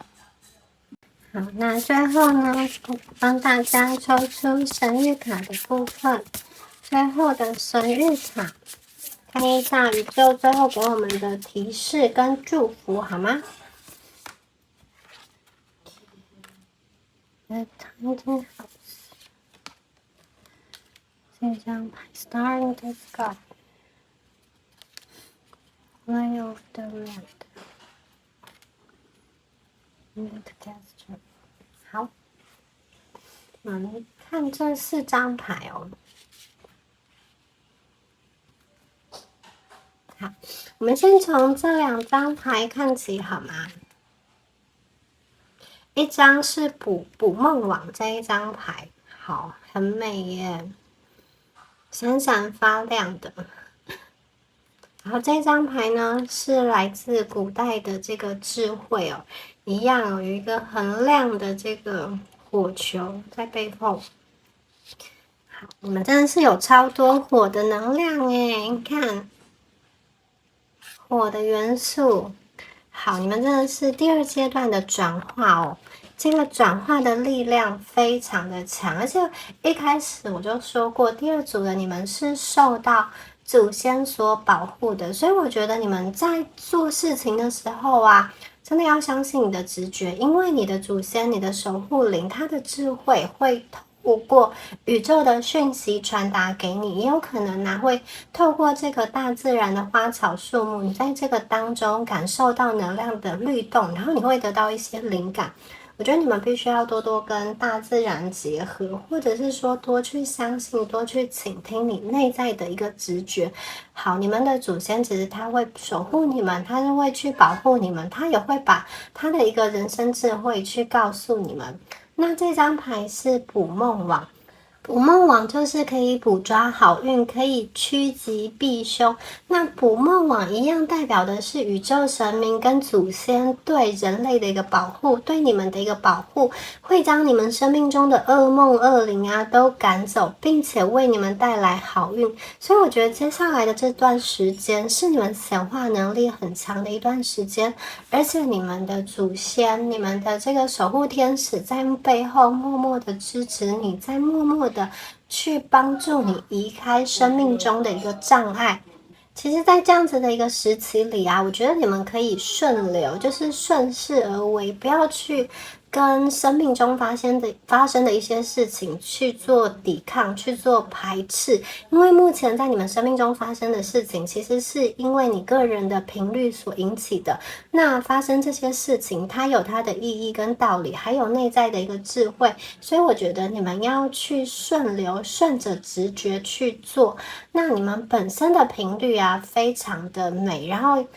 你们尽量将自己的思想保持在一个比较乐观跟比较高频的状态，其实这样也会吸引更多的好运。你们要去抓住生活中的好运，所以你要打开这张捕梦网，你也要张开眼睛，你也要去看见生活中大大小小的美好跟大大小小的幸运。你们本身周遭一定会有这些幸运的事发生，一定会有好运降临。有可能你们是中这种彩票，或者是说呢生命中啊有一个什么样子的缘分，有人介绍了一个还不错可以认识的对象给你，那你心中啊，我觉得就是你不要对自己设限，你们都可以去试试看，因为你们本身是一个幸运体质吧。我觉得在你们完成了第2次的蜕变之后，真的你们会吸引很多的幸运来到你的生命中。那我觉得你们本身的这个能量，你们本身受到的祝福就是一个最大的幸运。好，所以要相信自己，让自己保持在开心、快乐以及正向的状态。好，这2张牌，好，这个星空。天空中的星星，夜晚天空中的星星，这一张牌哦，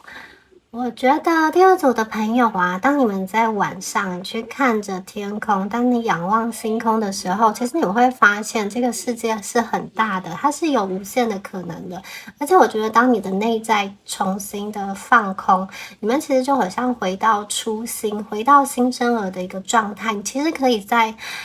这样子的状态中，跟你的高我、跟你的指导灵做连接。好，我觉得这种晚上啊，一个人独处的时间啊，是非常适合做能量的净化，是适合做深层的清理和疗愈的。然后这一组的这个光芒啊，我觉得就刚刚说的，你们有这个火焰嘛，这个金黄色的光，那我觉得同时啊，你们的内在还有这一种像是这种蓝色啊、紫色的光，这个蓝色跟紫色，我觉得代表说你们本身的灵魂是非常纯净，是非常纯真，是非常透明的，所以你们其实就是有那种，我觉得真的是很灵性的一组朋友诶，透明感这种。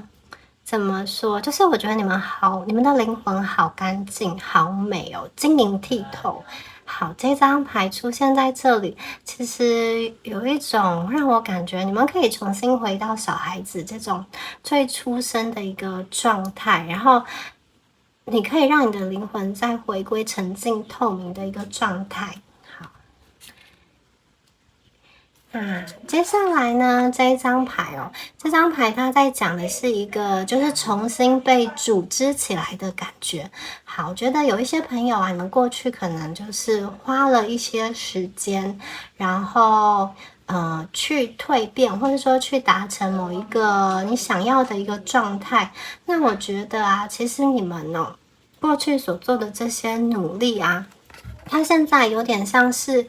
被很清楚的呈现，还有被很清楚的组织起来。就是也许你过去的那个努力，你可能都会觉得你这边努力一点，然后另外一边再努力一点，有一种就是散落，看不到一个很大的成果。可是这张牌的出现，我觉得所有的东西，所有的幸运，所有的努力，它会像滚雪球一样，它会酝酿，它会成型。然后这张牌啊，它还有可以指的是这个实质上的一个住所，实质上的这个房屋就是我觉得如果说这一组的朋友，你们有一些人你有在看房子，或者是你一直想要有属于你自己的房子，或者是说你跟你伴侣想要去建立一个家，我觉得这张牌它的这个显化能力非常的强哦。就是呢，你们可以找到实体的家跟心灵意义上的一个家。实体的家就是我觉得你们可能会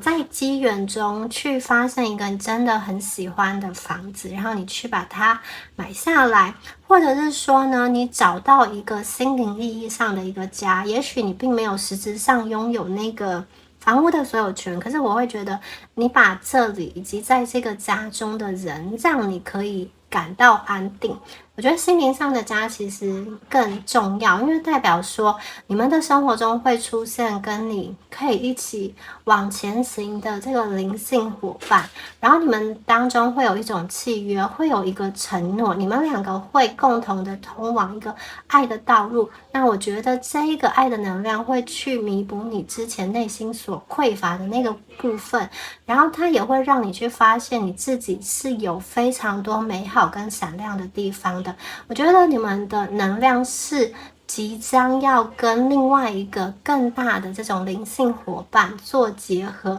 我觉得你们会从过往一个比较纠结跟迷惘的状态，然后走出来，你们会在爱中找到一份安定感跟安全感。我觉得这个很可能是你们一直以来在等待的一个承诺，在等待的一个未来，所以这个心灵意义上的家是更加的重要。然后我觉得在这样子的家中啊，看得出来你们蛮有自己的想法，你们可能会对于怎么样子的相处，怎么样子的布置都有自己的一个规划。然后我觉得这个家真的是跟其他人不一样的一个形式哦。好，就是不是这么的世俗，不是这么的一般。好，我觉得它是一个可以让你自己真正创造出一个踏实感跟安全感的地方，是一个让你可以内在休息的地方。你可以在这里休息充电，然后也可以去彼此滋养。对，这是一张非常棒的牌。好，以上啊就是有关于第二组朋友们你们今天的解牌啦。那希望今天的解牌有帮助到大家哦。如果你喜欢今天的影片，可以帮我按赞、订阅或是留言。那就祝福选到第二组的朋友咯。我们下支影片见好吗？拜拜。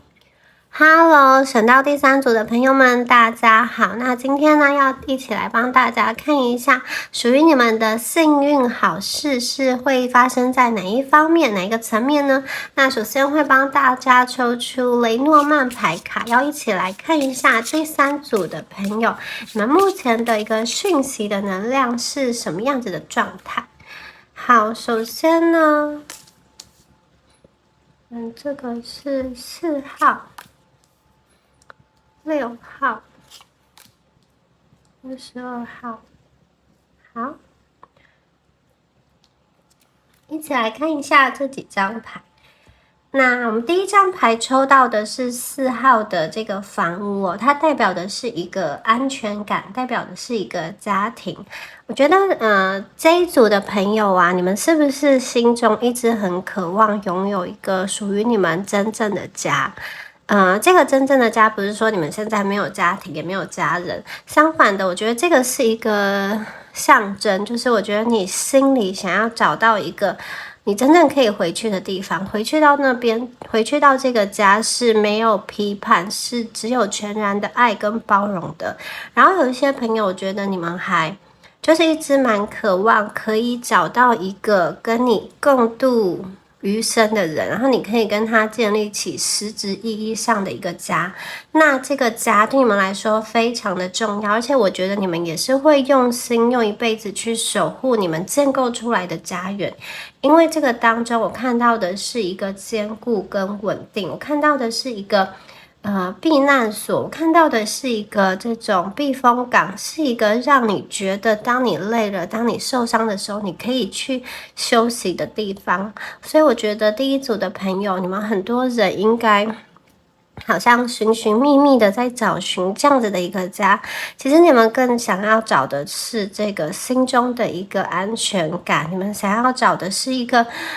真正可以去倾听你们话，可以去读懂你们的灵魂的人，而且是一个不会伤害你，不会背叛你的人哦。好，是一个可以让你放松的一个地方。那我们第二张牌啊，抽到的是6号牌，6号牌它代表的是云哦。那我觉得为什么出现在家的旁边嘛？因为它其实有一点，家是一个稳固的感觉，可是云啊又有一种飘忽不定。那在这一张牌中啊，我觉得其实你们虽然心中有向往这样子一个安全稳固的地方，可是很多人目前好像还在一个比较迷茫的状态，或者是说不知道对于感情，对于未来应该何去何从。你们会觉得生命中好像有非常多的变动性，非常多的不确定性。有的时候现在做的计划又会有一些突发事故，让你没有办法持续的进行。对，这边出现了这个云啊，有这样子的意思在，就是我觉得好像第三组的朋友，你们觉得事事难以预料，所以有的时候我觉得你们在心情上、情绪上蛮容易受到外在人事物的影响。那可能有的时候你会很开心，但有的时候又会因为外界的事物，就是会很生气或是很郁闷等等的。这张牌给人的感觉就是还在一个迷茫的状态，还没有确定。但是呢，大家不要担心，因为这张牌还有一个意思，就是乌云的一个金边。乌云过去之后呢，这个云退去之后，它会是晴朗的天空。所以出现在这边呢，我觉得这个迷茫的状态，这个乌云最终会散去，你们眼前的路啊，会越走越明，越走越亮。所以要相信自己，好吗？然后我们的第三张牌，它是22号牌。22号牌它指的是，一个十字路口，一个交叉路口哦。那我觉得它跟云的意涵作为结合，其实感觉出这一组的朋友啊，你们目前在心情上真的是比较抱持着很多的不确定性，特别是面临选择的时候，你们不知道应该要去哪里，就是你可能有2份工作，你不知道要选哪一份，或者是说，你可能要在决定说你要不要出国念书，或者是说在感情的对象上你是要继续还是要放弃，或者是有的朋友在感情的对象上是有复数以上的选择，所以感觉上这张牌也是带着不确定性，可是同时呢，它也带着机会，因为大家知道出现这张牌代表你们是有选择权的，你们在人生的分岔路口不知道要往哪里走，那代表说其实你们有选择权，你们可以去选择你们所走的路，所以不要觉得自己好像不清楚方向，好像是被命运推着走。其实我更看到的是你们内在的一个力量，你们其实是可以去做决定的。而且啊，当你越依照你内在的直觉、你内在的力量的时候，其实你可以去选择出一条对自己更适合以及更好的道路。那从牌面上来看呢，我觉得很多朋友，你们过去已经通过你个人的努力，在你现有的人身上，其实已经有一些小小的累积，所以在这边你们才会有这个选择。就是我觉得你的努力啊，其实某一方面而言，已经改变了你的命运，那让你的生命的进程中用往下去推展。因为我觉得这一条路再走下去，一样还是会面临交叉路口，还是有选择，但是有选择的情况都是好的，而且我觉得不管选择哪一条路，只要是你真心所想的，最后都会达到属于你们自己的成功。好，接下来呢，再帮大家抽一下你们的幸运的好事哦。那首先呢，帮大家抽出神谕卡的部分哦，一起来看一下有没有什么样子的幸运的事情。Beautiful Flex 节目呀，哦，好，那大家有看到这一组牌非常的特别，大家仔细看一下，这边是阳，这边是阴，然后中间是这个积木，它代表一点一滴的累积上来。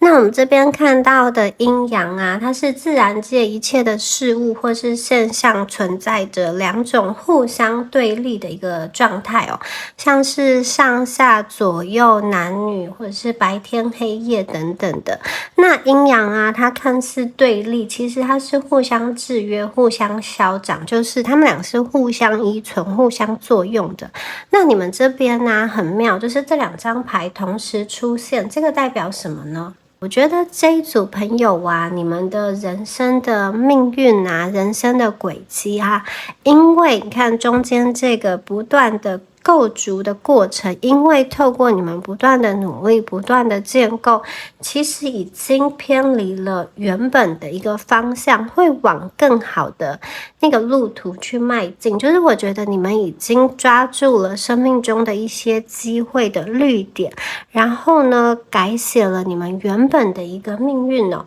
那我觉得这一组的朋友啊，你们已经透过你们的努力，某一方面而言呢，让你的人生有更多的选择权。你看哦，你们这个每一个小小的努力，每一个小小的积累，花时间在那个你们真心所想要的事情上，那个投入其实一格一格就是累积成一个小积木的一个状态。也许你一开始看不到什么成果，可是接下来就像积木一样，它是会累积的，它是会持续发展，它是会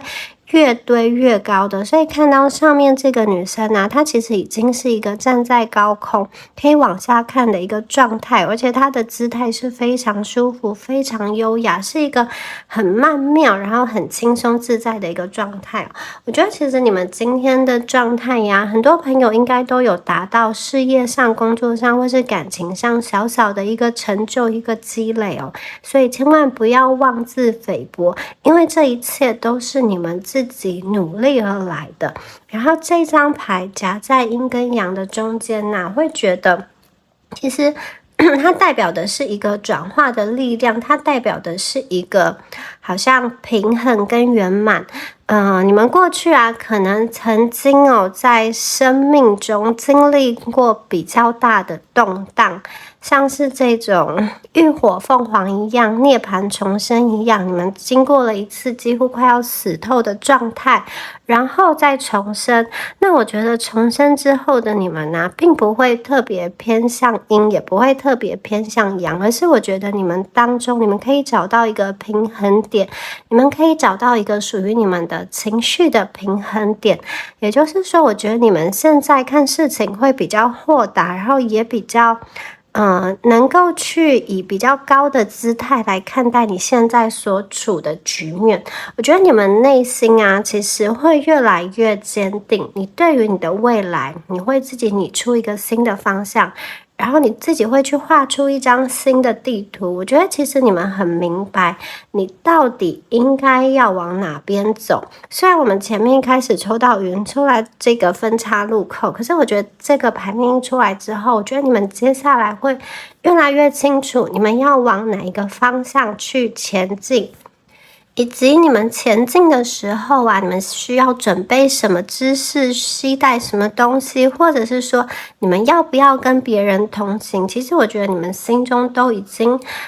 有了明确的打算，也知道应该要如何去做。而现在啊，你们的体内这个阴跟阳的能量啊，是处于一个动态平衡的一个状态。也就是说呢，它虽然有的时候会此消彼长，有的时候阴的能量多一点，阳的能量会少一点，那有的时候会阳的能量多一点，阴的能量少一点。可是最后啊，你们都可以将阴阳调和成比较稳定的一个状态。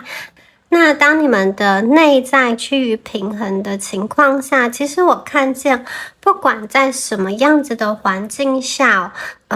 你的内在的情绪跟心态都不大会受到外在人事物的纷扰所影响，就是我觉得你们心中自有一个定见，你们知道应该要怎么做。那同时啊，我看见的是你们由内而外散发出来的一个吸引力，那个是一个非常正向的能量。我觉得你们未来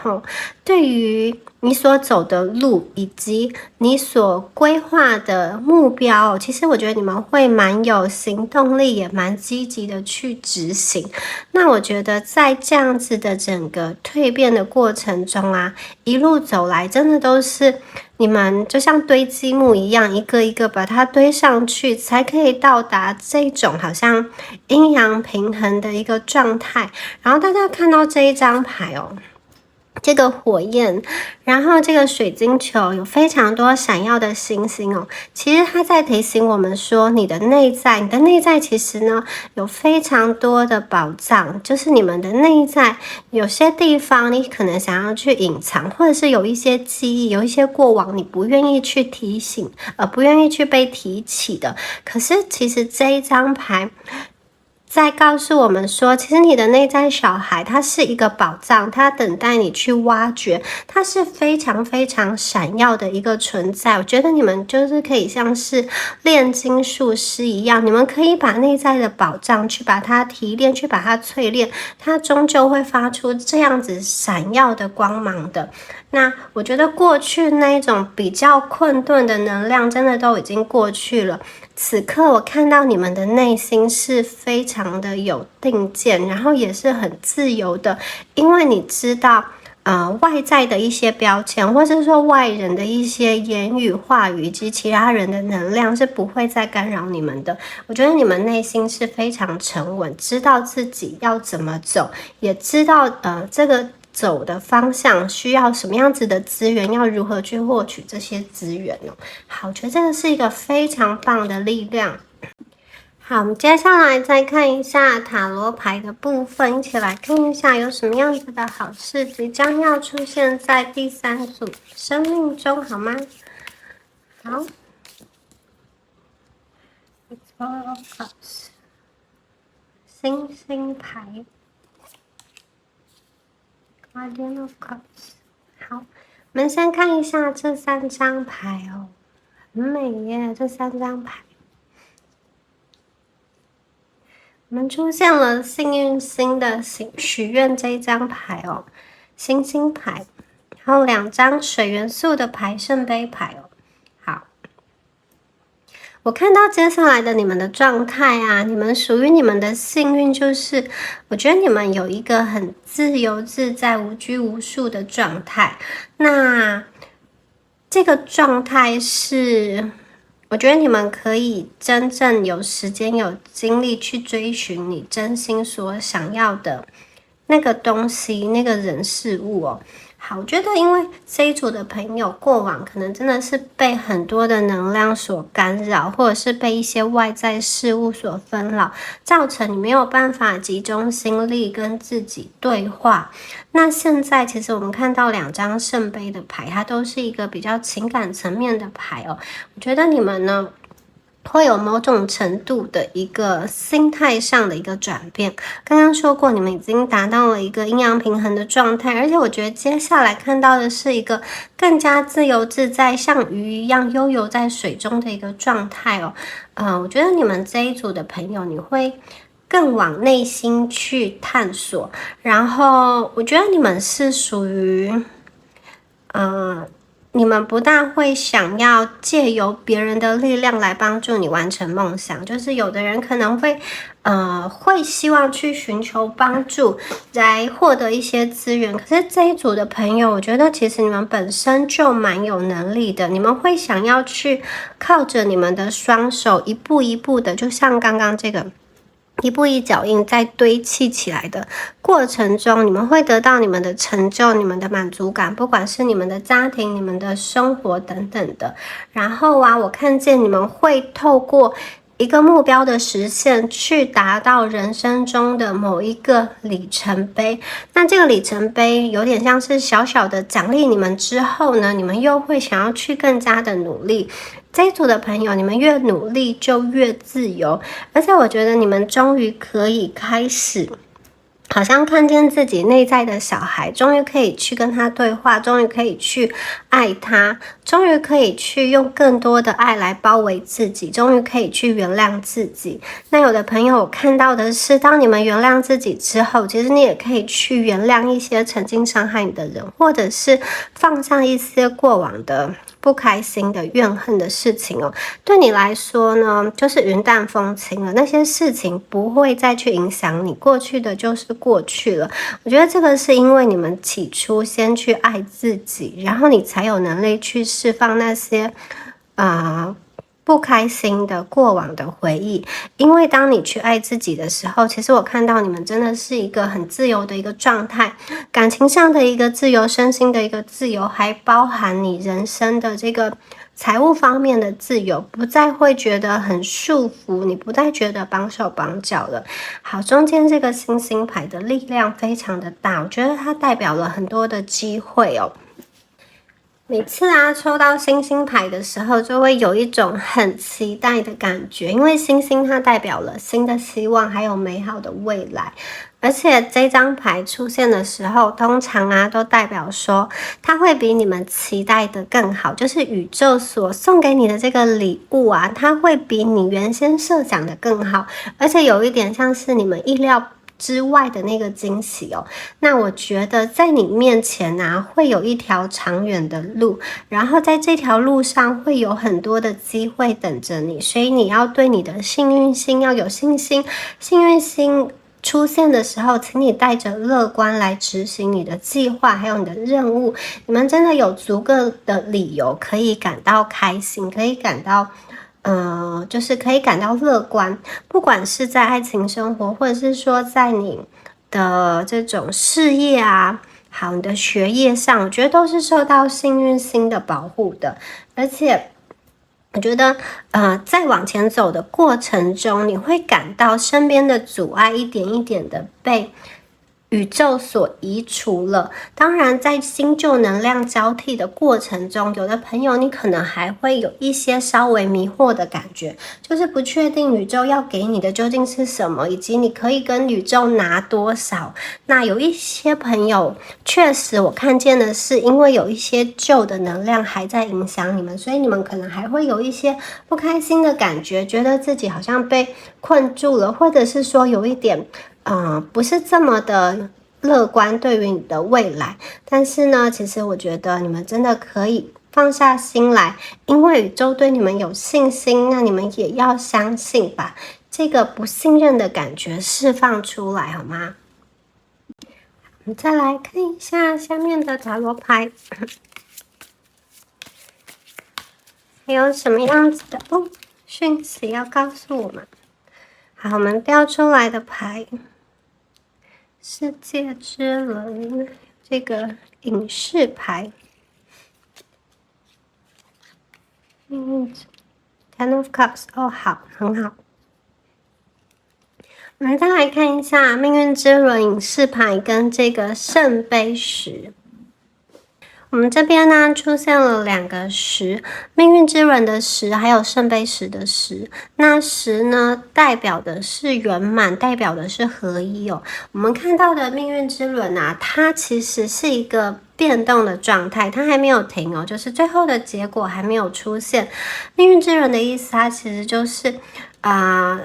世界上唯一不变的事情就是会不断的在变动。那命运之轮它的意思啊，就象征着这个生命的一个转动。人生呢，无时无刻都在转动，都在变动哦。这个万事万物的能量都是不断的变化，不断的循环了。那这边出现的这个命运之轮啊，其实代表着变动，但是也代表着稳定，就是你们在这个人事物的这个变动中，仍然可以保持内在的稳定。所以这张牌我觉得其实看得出来的是一样哦，你们内在有非常强大的一个力量。有些朋友我看到你们现在呢可能处于一个比较压抑的时期，就是你们可能心中有一种好像被压抑的感觉，想哭又哭不出来的感觉。那我看到其实随着命运之轮的转动，这些东西就已经要被转到下一个时间段，就是新的开始了。你过去那些难过的事情啊，它就是在过去了。我觉得你们现在就好像呢，正在走到隧道的出口，出口前呢是有光的，所以最后那一段最压抑的时期，那个黎明前的黑暗即将要度过了。过去之后啊，我看见其实你们会有属于你们的这个命运，而在这个转动的过程中啊，我觉得你们其实是可以很自由的去应对生命中的各种变化，也不会很受到这些条条框框所影响。因为呢，刚刚说过这一组的朋友，你们就是有一个自由自在的能量，你们心中有自己的定见，知道应该要怎么走。那我觉得你们真的完全不用担心，你不用担心在这个未来不断的转动的命运之轮中，你们的命运会好像不知道何去何从，其实不是这样子的。我们看到隐士这一张牌啊，隐士这一张牌感觉出来你们现在真的是在一个累积的状态，很多人每一天重复的在进行微小的这种事物的累积，或者是你在跟自己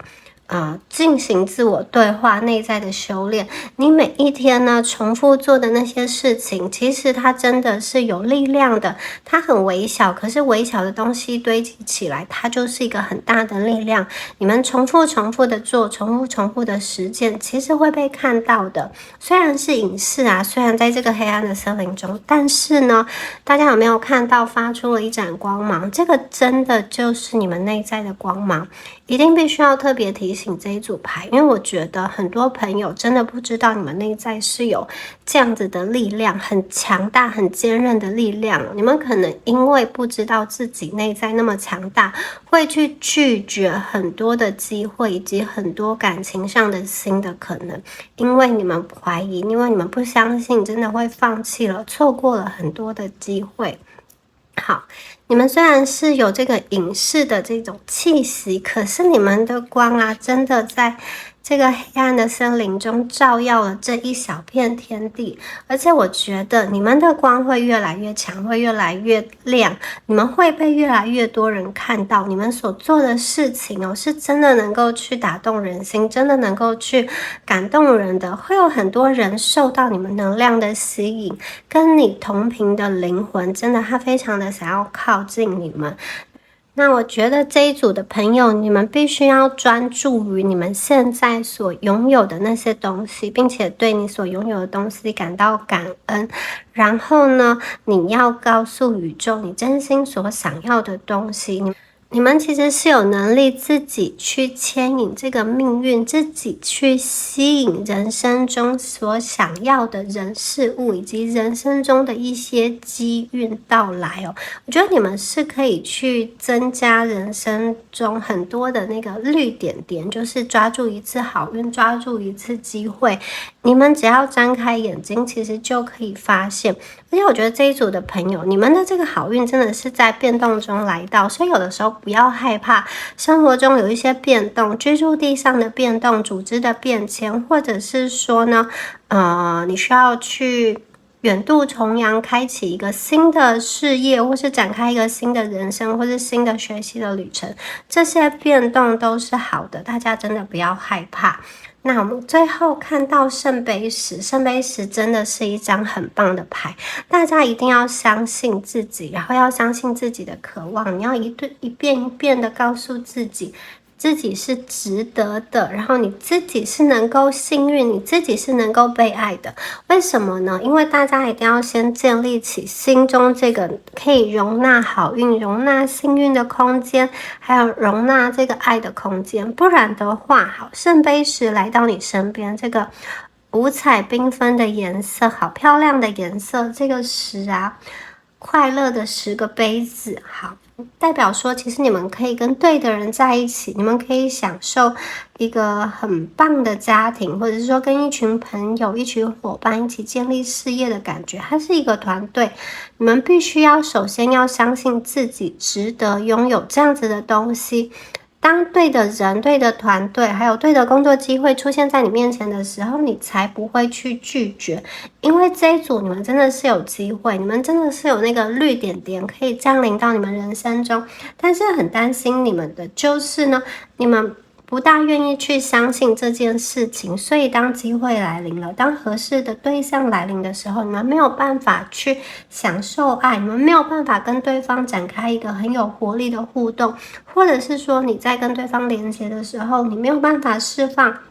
内心中的恐惧，你没有办法就是好像很无拘束的跟对方的交流，那这其实都会有点像是自己打破了其中一个杯子一样。其实不要这样子，因为你们本来就是可以这么圆满、这么和谐的，这个真的是你们应得的，你们要相信，并且把这个好运接收下来，好吗？因为我觉得这个你们能够达到这个状态，真的是你们之前有经历过一些比较辛苦的一些课题，而且这个课题很多时候是一个堆叠一个的，那你们都有能力去把它突破，甚至可以去建构属于自己的一个堡垒。所以我觉得这个东西啊，真的是宇宙要给你的一个奖杯，宇宙要给你一个犒赏，因为你们先前真的非常的努力过了，所以接下来可以享受一些比较轻松的时光。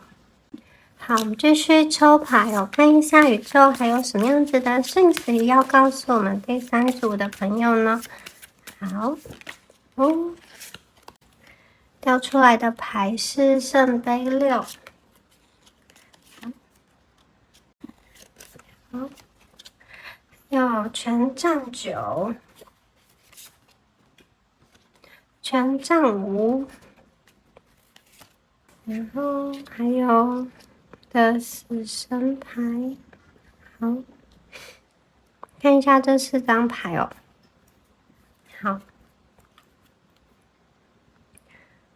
权杖9，权杖5。我觉得这一组的朋友啊，你们真的是那种在你们人生中经过的考验有多大，你得到的回报就有多大。因为我看见很多朋友，你们可能处于一个你觉得就是生命中你必须要用一个比较怎么说呢，不能够放松的姿态去应对。就是有些朋友，我觉得你们是活得比较辛苦的，很多方面啦，我觉得你们都蛮压抑的。然后我觉得你们身上背负了很多，你们就很像是这根权杖上的玫瑰，有一点被困住了，有一点觉得自己动弹不得。可是虽然是这样子的一个状态，我看见你们没有放弃，你们还是很努力的开出自己漂亮的玫瑰。所以我就说嘛，你们内在的力量是很强大的，不管外在有多少荆棘，其实你们都可以开出漂亮的花。然后我觉得你们很多时候啊，就是被很多东西困住了，这是因为你们很想要去付出，你们很想要去给别人一些什么。我觉得你们有的时候甚至会牺牲自己的幸福去成全别人哦。而且这种想法是一个很隐微的，就是你明明想说我要对自己好，然后我要优先照顾自己，可是当别人跟你请托的时候，或者说有一些利益冲突的时候，你们好像又没有办法真正的完完全全的去维护你自己的那个利益啊，或是你自己的状态。所以我觉得这一组有的时候会很矛盾，明明告诉自己要爱自己，然后要以自己为优先，可是你们心中好像有太多的人事物，太多的这个朋友啊、家人等等，你会去牵挂，你会想要去帮助他们，所以我觉得你们是不容易去放松的一组人。然后在权杖五这边呢，我真的看见你们呢，就是常常在生命中需要去跨越一些挑战，或者是一些摩擦、一些竞争。有的时候你也感觉到你的在关系中，你好像有很多问题需要处理，或者是说有些朋友，我觉得你们在关系中特别容易被一个比较棘手的感情对象所吸引，或者是说一段这种地下恋情、静静的恋情，或是冒险的恋情所吸引。那真的你就是需要花很多的能力、很多的精神、很多的心力去维系，然后最后又不知道有什么样子的结果。好，但是呢，好，这边我们出现了这个死亡牌，死而复生，就是死而重生、新生的一张牌，还有一个圣杯六这张牌。我觉得其实整体来看，你们过去所做的事情哦，会让你得到一个福报，就是你过去付出的爱，这些东西都会流回到你身上。然后我也看见你们，其实你的笑容、你的身影、你的话语，在很多人的心中都留下了一个美好的回忆。甚至我觉得你们所说的话、你们所做的事情，某些程度去改变了另外一个人他的人生，或者是说他对人生的看法、他的想法。因为你们的出现，我觉得某一个人他的生命因此而改写、而改变。或者是说他对人生有了不同的看法，是那种更深层次的一个感悟、一个体悟。这张牌让我有这样子的感觉。那接下来的这个死神牌，真的是一个这个像是火凤凰蜕变一样的感觉哦。好，不管你之前经历了什么，我觉得最终你们的人生会得到一个全新的状态。你可能真的觉得你前面的日子过得很糟，感情不顺，或者是怎么样，工作不顺等等的，觉得自己好像就是死透了一样。但是呢，你们会在新生的，而且我觉得新生哦，会长出漂亮的花朵，跟这个权杖九一样，我们都有美丽的花。你们会是那种大家眼中会去羡慕的对象。我觉得你是让大家移不开目光的那个人哦。你们其实内在真的有能力去达成你心中所想的那件事情、那个目标，或者是你的某一项成就。好。那在达成之前，宇宙曾经给你一些课题，但是我相信你们都有办法去完成，而且绝对你们收获的东西会比你想的还要大，因为你们的善良，其实宇宙最后会给你一个非常好的福报，结合你们之前的这个像积木一样一个一个堆叠上去的努力，真的看见你们过去那个很艰难的时刻已经过去了，那些流泪的那个夜晚啊，真的都已经过去了。接下来蜕变完成之后，你们就可以想象那个蝴蝶的翅膀自由自在飞翔的感觉。好，这张牌呢，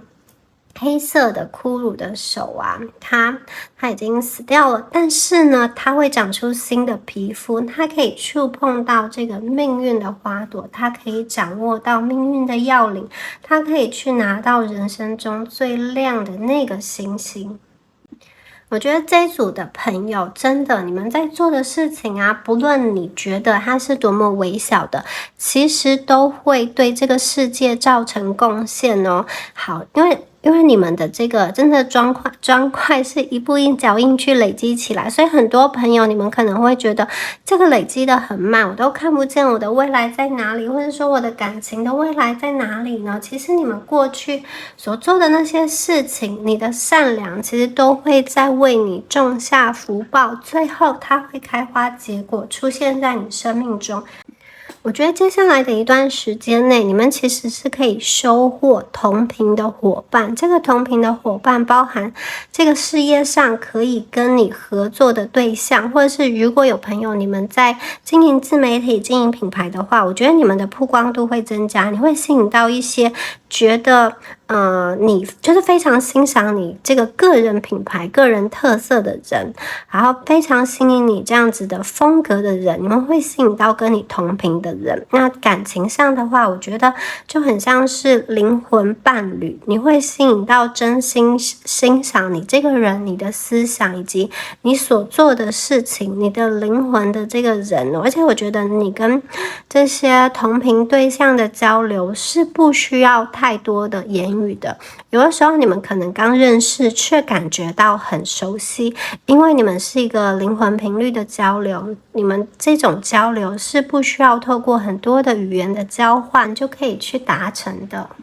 那我觉得出现在你身边的这个灵魂伴侣啊，或者是说同频率的这些粉丝也好，工作上的合作伙伴也好，朋友也好，他都是你们生命中很重要的一个推手，他是能够去接住你们跟帮助你们的人哦。所以我觉得这组的朋友，你们要去敞开那些机会，要去抓住生命中出现的那些人事物，它其实呢都是宇宙给你的一些机会。那你们不要对自己的未来啊好像太过的担忧，因为太过担忧的时候，有时候一个好的人或者是说好的机会送到你面前，你们就会想很多，觉得就是这个东西是不是不好的，反而会把它推开。因为我看见这一组的朋友，你们可能过去真的因为有一些受伤，或者说有一些不愉快的经验，造成现在某一方面比较去封闭的状态。然后呢，必须说我觉得在感情上，你们真的可以去很自在、很自由的去发展，特别是单身的朋友，我觉得你们可以不要设限的去认识人，因为我觉得你们的这个魅力啊，你只要展现在某一个地方，出现在某一个场合，自然而然就会吸引同频的人跟你靠近。我觉得他们是会主动过来的，然后会主动去跟你去说他们的一个想法，他对你的一个感情，他对你的一个爱慕哦。所以我觉得这方面在感情方面，你们反而不需要太过去好像很积极很积极营营吧。我觉得你们就是自然的流动出你的魅力，然后在不同的场合间去认识朋友，自然而然同频的朋友，这个你的灵魂伴侣，我觉得他反而会主动去找到你，跟主动去靠近你。你们这边就是自由的呈现自己就好。那如果呢，你们是已经在某一个稳定关系的朋友的话呢，我会觉得两个人的那个状态跟两个人的这个连结啊，也会随着你内在力量的这种改变而变得更稳定。有的人是新生之后呢，我觉得会对自己有更多正面的看法。其实这样子的能量也会影响到跟你处于在同一个系统中的伴侣哦。我看见你跟你这种稳定伴侣，就是稳定关系的伴侣的另外一半，你们呢是能够更加敞开的去说彼此的一个心声的。好，那如果呢，你们现在有一些忘不掉的，好像前男友、前女友、前夫、前妻的这个能量哦。好，如果呢有这种分手断联，然后想忘又忘不掉的人出现在这一组的话，我会说，我觉得你跟对方会做一个重新的连接，这个连接不是复合，就是不是回归到你们原本的状态。我觉得你们不会回归，因为其实你已经重生了，你已经不是过去的那个能量的你，而且我觉得重生之后的你是非常吸引人的，是非常吸引他的，再加上你们过往的这些美好的回忆啊，我觉得在适合的机缘点上，他看到你好，不管是在网络上，在实体上，实体生活见面，或者是在虚拟的网络中，他看到你的照片、你的动态等等，我觉得他的心中啊会重新的去产生一个期待，或者是说呢，去想一个可能性，一个机会，重新的跟你连接。那你们重新连接，绝对就不是过往的那个能量，我觉得很像是重新认识彼此的感觉。好，重新回到那一种好像最初的状态，都没有预设立场，然后也都对对方没有很深入的了解的那个状态，重新去认识，重新做一个连接哦，我觉得会是这样子的一个感觉。好，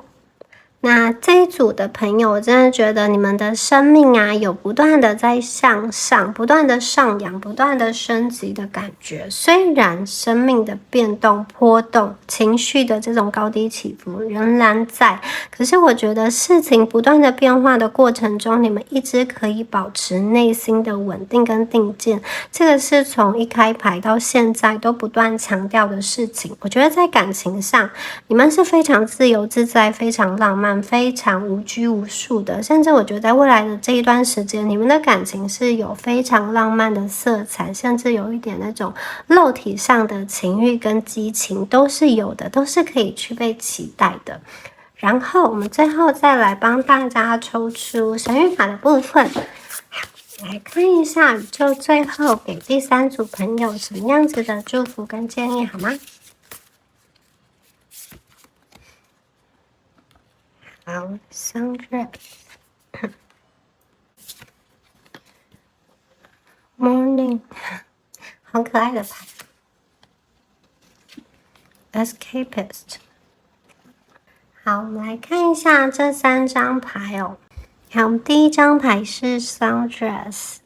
在冰天雪地之中啊，这个女生呢，她穿着好像夏天的这种洋装哦。好，这张牌在说什么呢？其实这张牌也讲的是大家必须要去原谅你自己哦。然后当我们讲到这个疗愈自我的议题啊，或者是说从悲伤中复原的这个议题啊，我觉得大家真的要去做好，要去爱自己。这个不是为了别人，是为了你自己哦。就像刚刚说的，原谅你自己，原谅伤害你的人，这个也不是为别人，是为了你自己。因为当你放下了那些心中的怨恨，或者是心中的某一个执念的时候，其实你就自由了。好，在冰天雪地之中穿的这么少，会不会冷呢？刚刚说过这一组的朋友，我真的觉得一再的重复，你们内在是非常有力量的，而且我觉得你们本身已经达到了某一个状态，就是当你心中专心在那个意念上的时候，其实你就可以看到你往前所看到的那个目标，不管外在的环境是怎么样，我觉得你们内在都会有非常多的力量可以去使用，可以去执行。所以真的要相信你自己，不管你今天处于什么样子的季节，春夏秋冬，你们的力量完全不会改变。然后请相信自己，你们的整体的状态是随着你们的内心，而不是外在环境所可以去动摇的。其实我觉得这一组的朋友很多时候走到现在，你们对于人生已经有某种体悟跟某一种自己的一个定论，或者是说自己的一个想法啦。你们其实应该都有很多可以去跟人家分享的经验了。那我觉得你们最棒的地方就是在于你的内在的这个光芒哦，它是可以去影响人，它是可以去感染人的。好，这张牌呀是早晨这个醒来的样子哦。这个女生呢，她的窗户打开是好多好多的鱼哦，然后她呢又是用这个贝壳，是美人鱼公主贝壳作为法式。这张牌在讲什么呢？我觉得这张牌的能量哦非常的好。她在说啊，其实呢，我们每一天的日子都是非常的珍贵，都是非常的值得被珍惜的。每一天你的时间啊，你的每一分钟，每一个小时，它都是很珍贵的。当你每天早上起床，其实新的一天就开始了。你们真的要去怎么说呢？很去明白，能够生活在这个世界上，能够再一次的醒来，这是多么美好的一件事情。而且这个时间是宇宙给大家的，不是要让大家去生气或者是吵架或去浪费。我觉得宇宙要告诉你说，他希望你利用你的时间去度过美好的人生，去制造美好的回忆，然后去做一些令你开心的事情哦。宇宙给你这些时间，给你这些每一天都有一个新的开始，好，就是希望你可以去好好的利用。而且我看见这边有很多鱼，鱼其实代表的是一个就是很就是物质上的丰富跟一个有选择的空间。这组的朋友，你们对于未来你们其实是有选择的。我觉得你们的未来就是继续走下去的话，你的人生的这种资源，不管是在人际、在感情，或是说在物质、在金钱上，都是属于一个比较丰沛的一个状态。我觉得在你面前其实是有很多条路可以去选择。当你想要的时候，身边也有这个资源是可以供你去调度的。那我觉得有些朋友，如果你目前已经走在某一条道路上，或者说你对于感情已经跟某一个人想要去结合，然后有长远的未来的话呢，其实你真的可以好好的去享受你过去的努力所带来的那个收获，让自己处于一个比较开心愉快的那个状态哦。其实你们的感染力非常的强，好，你们能够去让周遭的整个气氛都被活跃跟活动起来吧。我觉得这组的朋友，宇宙真的要告诉你们，你要把你心中的那个爱跟光芒带到这个世界上。我觉得很多人会因为这样子的能量想要去靠近你，然后你也会可以通过自己散发出来的这些光和爱，其实你也可以收获更多的爱，以及更多的喜悦，更多的愉快在你们的生命中。你们真的是非常有能力的一群人，你们可以去通过自己的手、自己的思想、自己的规划，去抓住生命中幸运的机会，去为你的人生带来一次的翻转。甚至有的朋友我看到是阶级的翻转，阶级的提高。然后我觉得你们就是因为这张牌的这个牌面的意义，就是一种很充裕、很富足，不管是在时间、金钱，或者是精神，以及这个物质层面上，都是一个很完满而且自由自在的一个状态，是不需要奋力去追逐的。看它打开窗户，就是有很多的鱼，有很多的资源，这样。所以我觉得这个就是宇宙给你们预示的某一个未来的状况哦。好。接下来这张牌呢，在讲说有一点回家的感觉。每一个人难免都会在生命中遇到低潮的时候，那你可能遇到难过的时候，会很想要找一个地方可以去。所以其实我们一开始，我觉得这非常的呼应哦。一开始我们就抽到这一张房子、房屋的牌，我觉得你们这一组就是很想要找到一个真正的意义上的那个家，不是只有那个空壳房子。当然房子这个实体也是很重要，可是我觉得更重要的是一个你们心真正可以安放的地方。然后这边又出现了，我觉得你们有这样子的空间，在未来你有这样子的空间属于你自己的，甚至有些朋友觉得你现在已经有了这个空间呢，放满了你喜欢的东西，你可以在这边听音乐，你可以在这边看书，或者是说你可以去做任何你想做的事情。第一个指的是实体的空间，第二个是我觉得你们会有一段机会是你给你自己的，可能你会去旅行，或者是你会去约会，或者是说你会做你自己想做的事情，到大自然中呢去爬山或者是去运动等等的。好，可以暂时逃离那些让你觉得有压力，让你觉得很多困难的那个环境。我觉得你们可以有余裕去做一个切换。刚刚说过你们是有选择的，生活中有的时候你们需要去负一些责任，就像刚刚的这个权杖9，可是同时你们也是有个余裕，有一个空间让你可以不用一直去面对那些很大的冲突，你是可以有一个小小的属于自己的空间，有的朋友可能是大大的，好，属于自己的空间，你在那边是可以非常的身心灵都能够放松，都能够感到舒畅的。另外啊，这张牌我也感觉到有一些朋友，你的灵魂伴侣正在靠近你，他就是你好像人生中缺失的某一块拼图哦。他看到你之后，其实他会非常的想要与你同行，因为他跟你的这个振动频率是相似的，然后你们是同类的，他能够读懂你，你也能够读懂他，他会觉得他身边有你的陪伴，然后一定要跟你这样子的人在一起，他才能够感到心安，才能够感到回家的感觉。这个除了爱情之外，我觉得更重要的是一种家人的感觉，你跟他